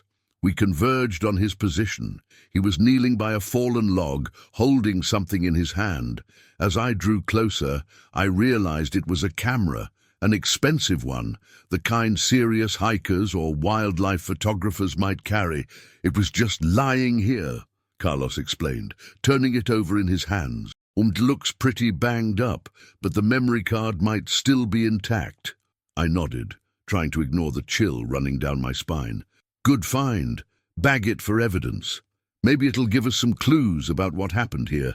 We continued our search, but found no sign of the missing hikers. No blood, no torn clothing, nothing to indicate a struggle or, worse, it was as if they had simply vanished into thin air.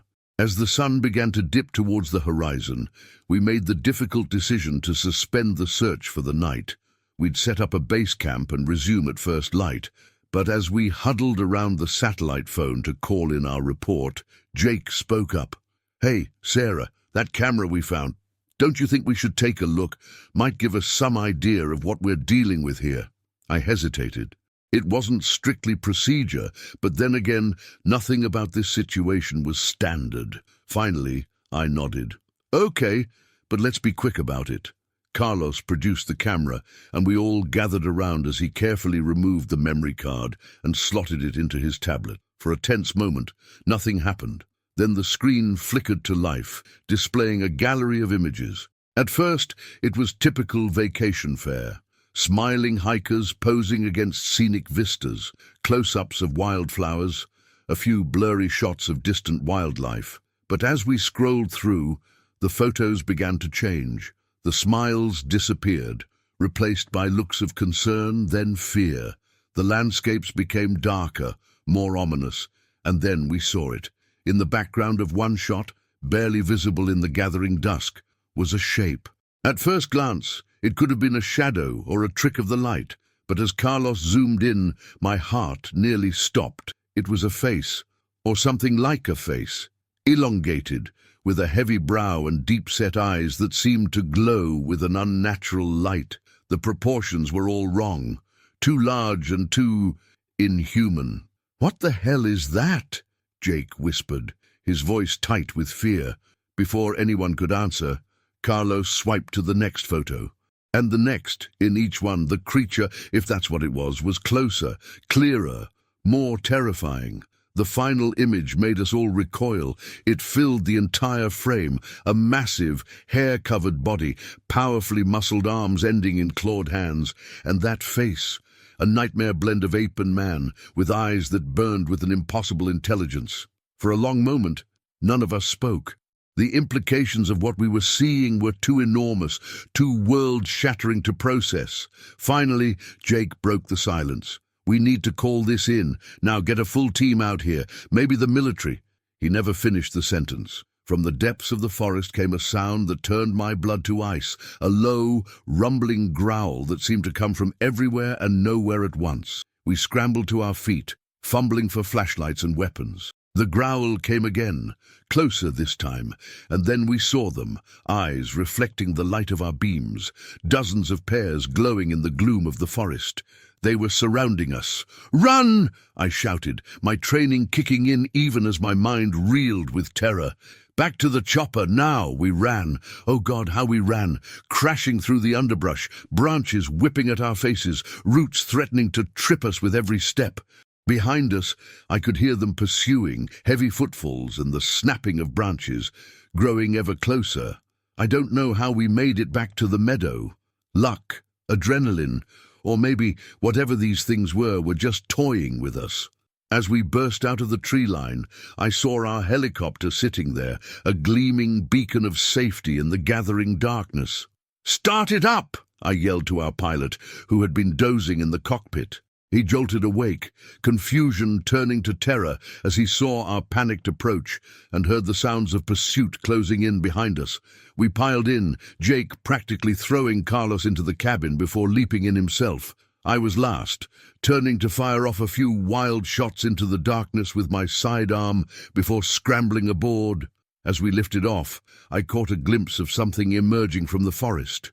Massive shapes, moving with a speed that defied their size, converging on the spot we had just vacated. The last thing I saw before we banked away was a pair of glowing eyes, staring directly at me with an intelligence that shook me to my core. The flight back to base passed in a blur of shocked silence and frantic radio calls. By the time we landed, a full-scale operation was being mobilized, but I knew, deep in my gut, that it was already too late.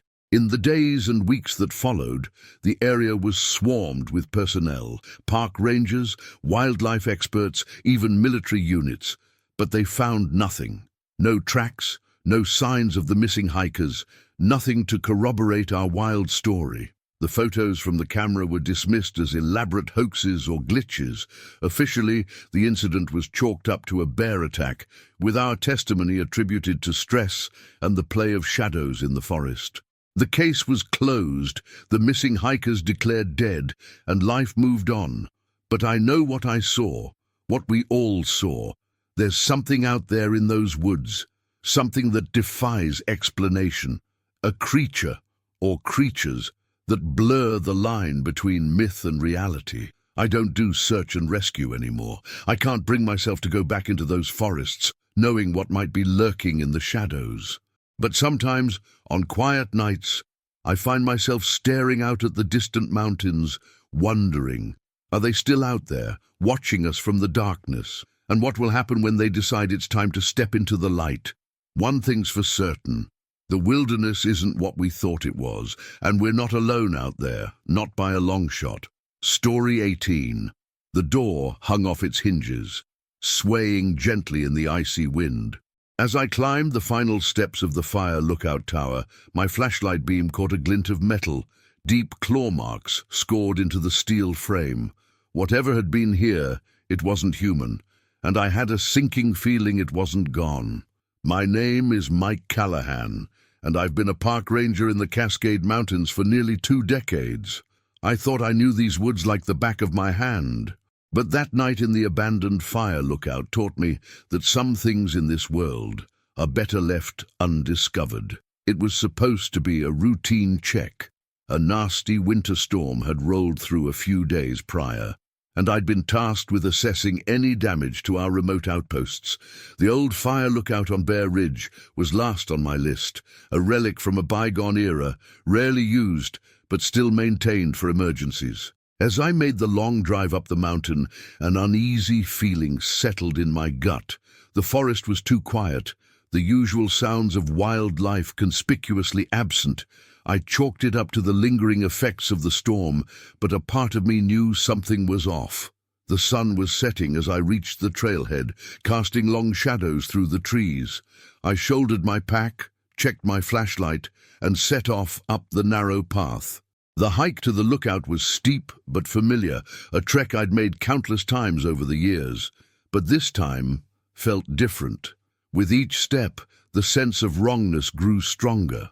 Branches lay snapped and torn along the trail, far too high up to have been damaged by any normal wildlife, and there was a smell in the air, a musky animal odor that grew stronger as I neared the summit. When I finally broke through the tree line and caught sight of the lookout tower, I froze. Even from a distance, I could see something was terribly wrong. The door hung askew, and several windows were shattered.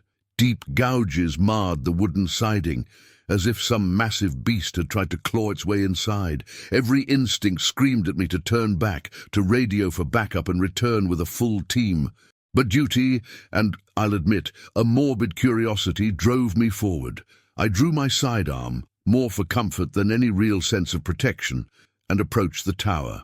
The destruction was even worse up close. Whatever had done this possessed strength beyond anything I'd encountered in my years in the wilderness. I took a deep breath, steeling myself, and began to climb the metal stairs. Each step sent a reverberating clang through the structure. If anything was still up there, it would surely hear me coming. But only silence greeted me as I reached the top, the door hanging open like a gaping maw. I swept my flashlight beam across the interior, taking in the scene of chaos. Furniture lay overturned and smashed. Maps and logbooks were strewn across the floor, many shredded beyond recognition, and everywhere those same deep claw marks scored the walls and floor. As I picked my way through the debris, something caught my eye. There, miraculously intact amidst the destruction, was the lookout's logbook. I retrieved it with shaking hands, flipping it open to the most recent entry. The handwriting started neat and orderly, but grew more frantic with each passing day. The lookout, a seasoned veteran named Frank, described hearing strange noises in the night, howls that were neither wolf nor coyote, heavy footsteps circling the tower, and always the sense of being watched. My blood ran cold as I read the final entry, dated just 3 days ago. It's out there. God help me. It's real. Bigger than any bear, walking on 2 legs.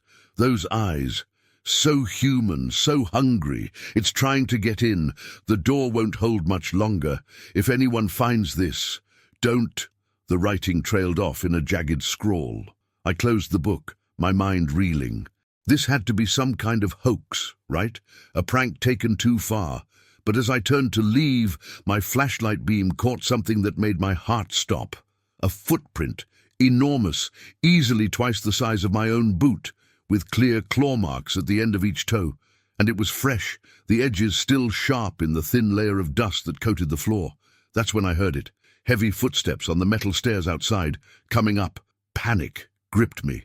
I doused my flashlight, plunging the room into darkness broken only by the pale moonlight filtering through the broken windows. I pressed myself into a corner, willing myself to become invisible as the footsteps grew louder. They stopped just outside the door. For a long moment, there was only silence and the sound of my own heart thundering in my chest. Then a low, rumbling growl that shook the very floor beneath my feet. I caught a glimpse of movement in the doorway, a massive, shadowy form that seemed to fill the entire frame. The smell hit me then, that same musky odor from the trail, but 100 times stronger, wild, primal, hungry. It stepped inside, and I had to bite back a scream. In the dim light, I could make out matted fur, powerfully muscled limbs that ended in wicked claws, and a head that was a nightmarish blend of bear and ape. But it was the eyes that truly chilled me to my core, gleaming with an intelligence that had no place in an animal's gaze. Those eyes scanned the room, and for a heart-stopping moment, I was sure they fixed on my hiding spot. I held my breath, every muscle tense to run, though I knew it was hopeless. If this thing wanted me, there was nowhere in the tower I could hide. But then, miraculously, its gaze moved on. It lumbered further into the room, sniffing the air, pouring through the debris with unsettling purpose. It was looking for something. I don't know how long I crouched there, scarcely daring to breathe. Time seemed to stretch and warp, each second an eternity of terror. But finally, after what felt like hours, the creature turned and left, its heavy footsteps receding down the stairs. I waited until the sound had faded completely before I allowed myself to move. My legs were numb, my whole body shaking with residual adrenaline. I wanted nothing more than to flee, to put as much distance between myself and this place as possible. But I couldn't leave without knowing. I had to see, on trembling legs. I made my way to the nearest window. The moon had risen fully now, bathing the clearing around the tower in pale light. And there, at the edge of the trees, I saw it. It stood upright, its massive form silhouetted against the darkness of the forest. For a moment, it turned, looking back at the tower. Even from this distance, I swear I could feel the weight of its gaze.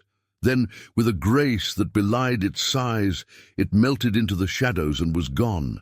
I don't remember much of my descent from the tower or the frantic hike back to my vehicle. The next clear memory I have is of sitting in my truck, hands shaking so badly I could barely key the radio. I reported the damage to the lookout, attributing it to storm damage and possible vandals. I said nothing of the creature, nothing of Frank's logbook or the horrors I'd witnessed. Who would believe me? I barely believed it myself. In the days and weeks that followed, I questioned my sanity. Had it all been some sort of stress-induced hallucination, a waking nightmare brought on by isolation and the play of shadows? But every time I closed my eyes, I saw those intelligent, impossible eyes staring back at me. I knew what I had seen, and I knew I could never unsee it. I still work as a ranger, but I don't do solo patrols anymore, especially not at night. I've heard the whispers, the rumors of other sightings, hikers reporting strange noises in the darkness, campers finding massive, unexplainable tracks around their sites, but officially, it's all attributed to bears or other known predators. The alternative is too fantastic, too terrifying to acknowledge. But I know the truth. There's something out there in these mountains, something that defies explanation. A creature that blurs the line between man and beast, that challenges everything we think we know about the natural world. Sometimes, on quiet nights, I find myself staring out at the distant silhouette of Bear Ridge, wondering, is it still out there, lurking in the shadows? Is it watching us even now, biding its time? And what will happen when it decides to fully reveal itself to the world? I don't know the answers. But I do know this. The wilderness is vast, and we understand far less of it than we'd like to believe. There are things out there, ancient and powerful, that don't appear in any guidebook or wildlife manual. So if you find yourself in these mountains, enjoying the solitude of nature, remember my story.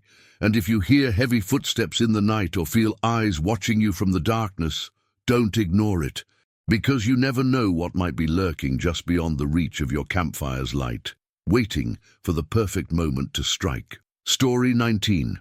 The distress call crackled through our radio, a desperate voice pleading for help against something not human. We thought we were prepared for anything these mountains could throw at us. We were wrong, dead wrong. And as I sit here, huddled in this cave with what's left of my team, I realize our rescue mission has become a fight for survival against an ancient evil we never should have disturbed. My name is Alex Reeves, and I've been with Mountain Search and Rescue for over a decade. At 38, I've seen my fair share of harrowing situations, climbers stranded on sheer cliffs, hikers lost in blizzards, even the occasional encounter with hostile wildlife. But nothing in my training could have prepared me for what we found in these God-forsaken peaks. It started 3 days ago. A late-season snowstorm had blanketed the Rockies, catching a lot of unprepared hikers off guard. We'd been running back-to-back rescues for 48 hours straight when the call came in. A group of campers, way off the usual trails, screaming about some kind of attack. The connection was bad, full of static, but the terror in their voices came through loud and clear. "This is Mountain Search and Rescue. What's your situation?" I asked, trying to keep my voice calm and professional despite my exhaustion. "Oh, thank God." The voice on the other end was male, young and panicked. "You gotta help us. It killed Jeff. It's hunting us." "Slow down," I said. "What killed your friend?" "A bear." "No." The voice cracked with hysteria. It's not natural. Tall, so fucking tall. White skin, like it's never seen the sun. And the antlers. Oh, Jesus. The antlers. The line went dead. I tried to re-establish contact, but got nothing but static. I looked at my team, Sam, our medical expert, and twins, Jace and Casey, our best climbers. Their faces mirrored the unease I felt. "What do you think, boss?" Sam asked, her brow furrowed. "Sounds like this guy's lost it. Hypothermia can cause hallucinations." I nodded, but something about the caller's terror nagged at me. "Maybe, but they're in trouble either way. Let's gear up." We loaded our snowmobiles with extra supplies and headed out. The coordinates we'd managed to pull from the distress call put the campers deep in a remote valley, an area rarely visited even in good weather. As we wound our way up into the mountains, the storm intensified. By the time we reached the valley, visibility was down to almost nothing. We found their campsite just before dusk, or what was left of it. The tents were shredded, sleeping bags and supplies scattered across the blood-stained snow. And the bodies, God, the bodies, 2 of them, torn apart in a way that no animal I knew could manage. It looked almost surgical. "What the hell could have done this?" Jace whispered, his face pale beneath his snow goggles. I shook my head, fighting down a wave of nausea. "I don't know, but we need to find any survivors fast. This storm's only getting worse." We split up to search the area, staying in radio contact. I hadn't gone more than 100 yards when I saw it, a set of tracks in the snow, leading away from the campsite. They were huge, easily twice the size of my boot, with a strange, almost human shape. But the stride length was impossibly long. "Guys," I said into my radio, "I've found some tracks. Well, you need to see this." The team regrouped, and we stood there staring at the prints, trying to make sense of what we were seeing. "Maybe it's a bear walking on its hind legs," Casey suggested, but she didn't sound convinced. Sam shook her head. "No bear I've ever seen. And look at the depth of the impressions. Whatever made these is heavy, really heavy." A twig snapped in the forest behind us. We all spun around, flashlights cutting through the swirling snow. For a split second, I thought I saw something, a tall, pale shape moving between the trees. Then it was gone. "Did you see that?" I hissed. The others nodded, their eyes wide with fear. "We need to get out of here," Jace said. "Call in backup. Maybe the Forest Service or—" He never finished the sentence.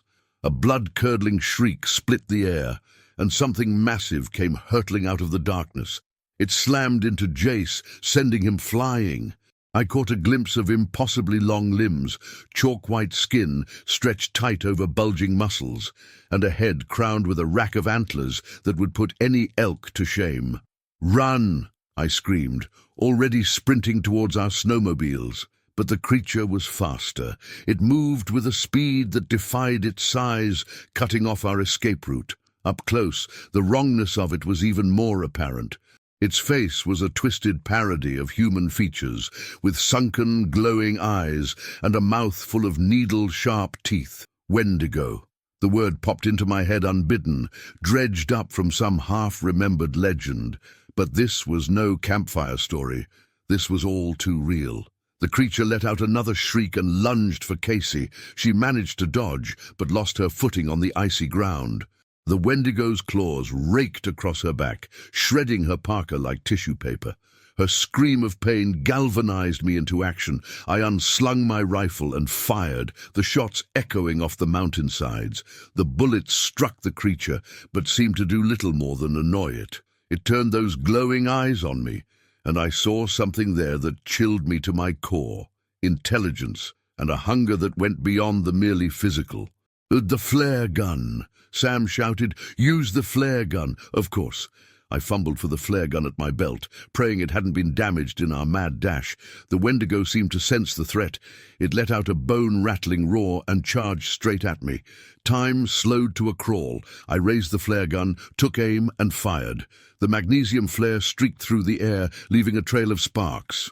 It struck the creature square in the chest, igniting its pale flesh. The Wendigo's shriek of pain was deafening. It thrashed wildly, trying to extinguish the flames, but the magnesium kept burning. The stench of burning flesh filled the air as the creature stumbled backwards, crashing through the underbrush. "Go! Go!" I yelled, helping Casey to her feet. We ran for the snowmobiles, the Wendigo's agonized cries fading behind us. We rode hard, pushing the machines to their limits as we raced down the mountain. But our ordeal wasn't over. Halfway down, Jace's snowmobile hit a hidden rock and flipped, sending him tumbling into a ravine. We had no choice but to abandon the vehicles and continue on foot, carrying our injured teammate between us. That was 2 days ago. We've been moving ever since, catching brief moments of rest where we can... The storm has only gotten worse, cutting off any hope of air rescue. Our supplies are running low, and Casey's wounds are showing signs of infection, and it's still out there. We hear it at night, that inhuman shriek echoing across the peaks. Sometimes we catch glimpses of it, a pale shape flitting between the trees at the edge of our vision. It's hunting us, herding us deeper into its territory. We found this cave yesterday, a temporary shelter from the storm and our relentless pursuer. But we're trapped now. The entrance is too narrow for the Wendigo to enter, but we can't stay here forever. Sooner or later, we'll have to make a run for it. As I sit here, watching my teammates' fitful sleep, I can't help but wonder about the creature hunting us. Is it truly the Wendigo of legend, an ancient spirit of hunger and winter? Or is it something else, some evolutionary offshoot that's managed to survive in these remote mountains.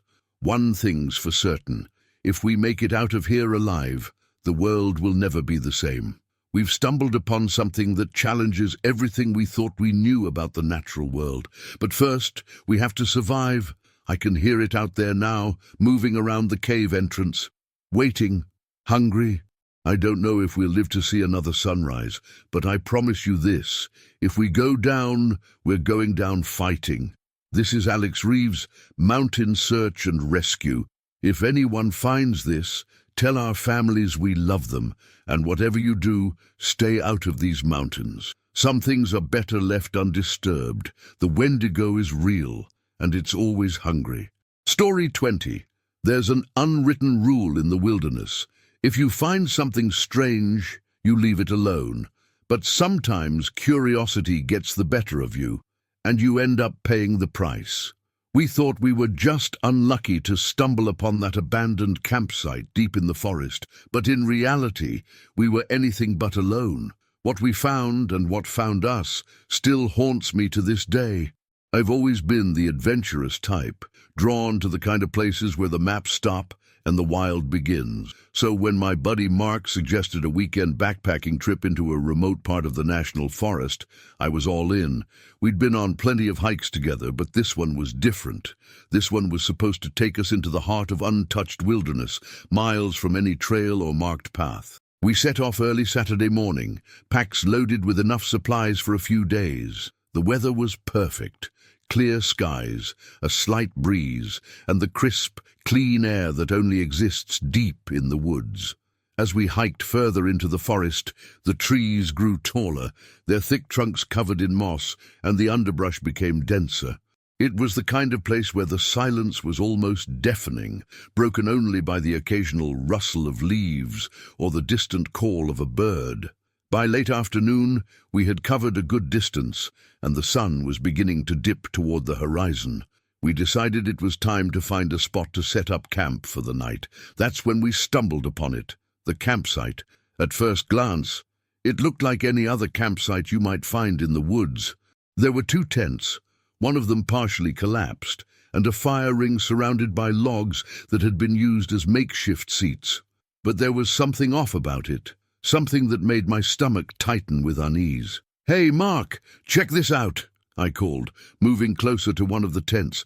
It was torn, the fabric shredded as if something with sharp claws had ripped through it. The other tent wasn't in much better shape.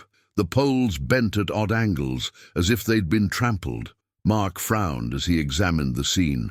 "Looks like they left in a hurry," he said, kicking at a discarded sleeping bag that was half buried in the dirt.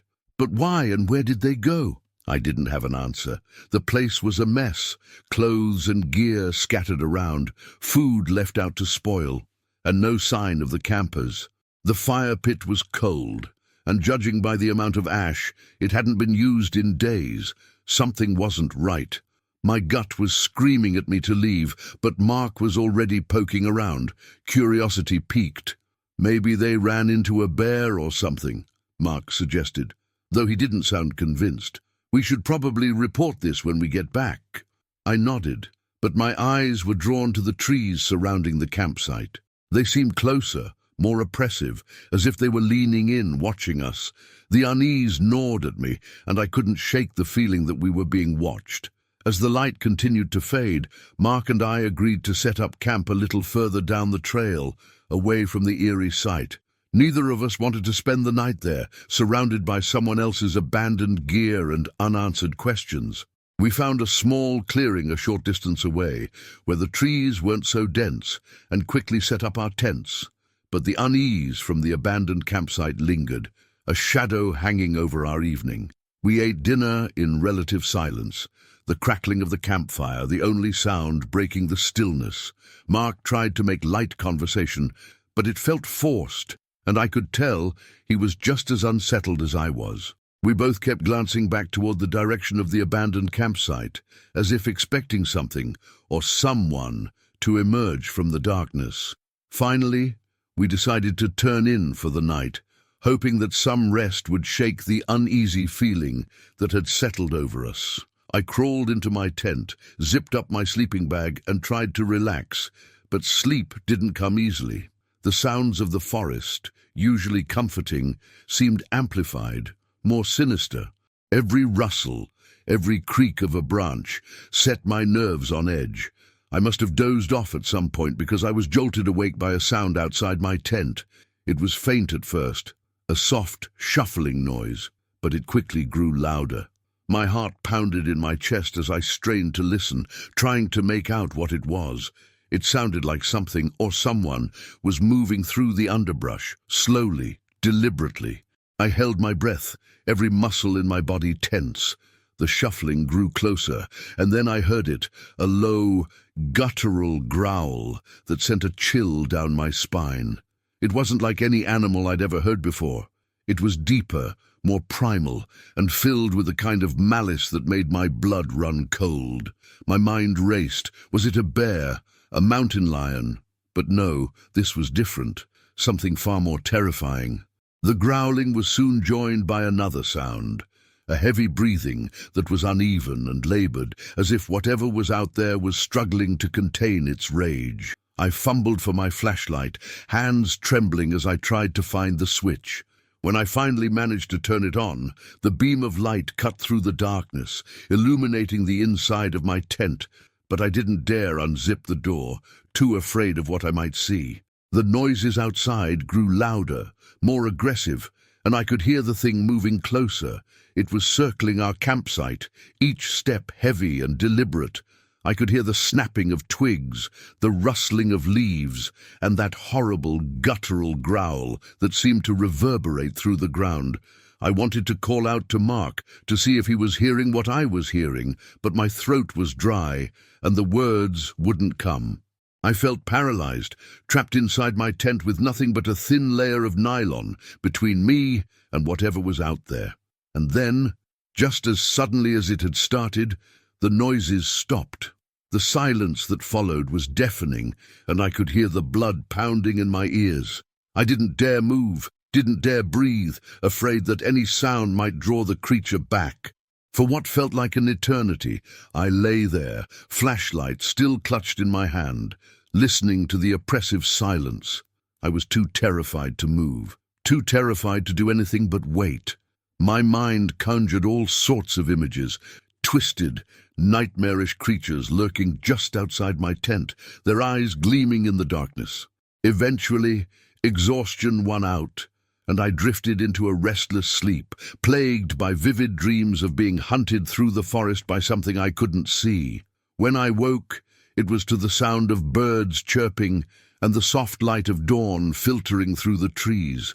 The terror of the night before felt distant, like a bad dream, but the unease lingered. I emerged from my tent to find Mark already up, his face pale and drawn. He looked like he hadn't slept a wink. "Did you hear it too?" I asked, my voice hoarse. Mark nodded slowly. "Yeah, I heard it. We didn't talk much as we packed up our gear, both of us eager to get out of those woods as quickly as possible. The strange noises, the abandoned campsite, it was all too much. We had come out here looking for adventure, but what we found was something else entirely, something dark and malevolent. As we hiked back towards civilization, the forest seemed to close in around us, the trees casting long shadows that felt more like fingers reaching out to pull us back. I couldn't shake the feeling that we were being watched, that whatever had stalked us in the night was still out there, waiting. When we finally reached the edge of the forest, the sight of our car parked at the trailhead was like a beacon of hope. We practically sprinted the last few yards, desperate to put as much distance between us and the woods as possible. We didn't speak much on the drive back, both of us lost in our own thoughts. What could we say? That we'd been chased by something in the woods, that we'd stumbled upon a campsite left abandoned by people who had likely met a terrible fate. It sounded insane, even to me, but I knew what I had heard. I knew what I had felt. And I knew that whatever was out there in the woods wasn't just an animal. It was something far more sinister, something that didn't belong in the world as we know it.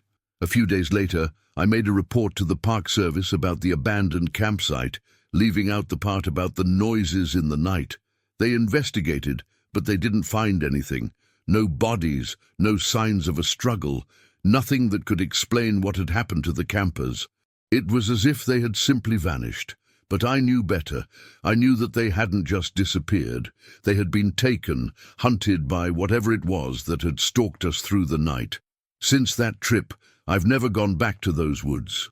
The memory of that abandoned campsite, the sound of that low growl, and the feeling of being watched still haunt me.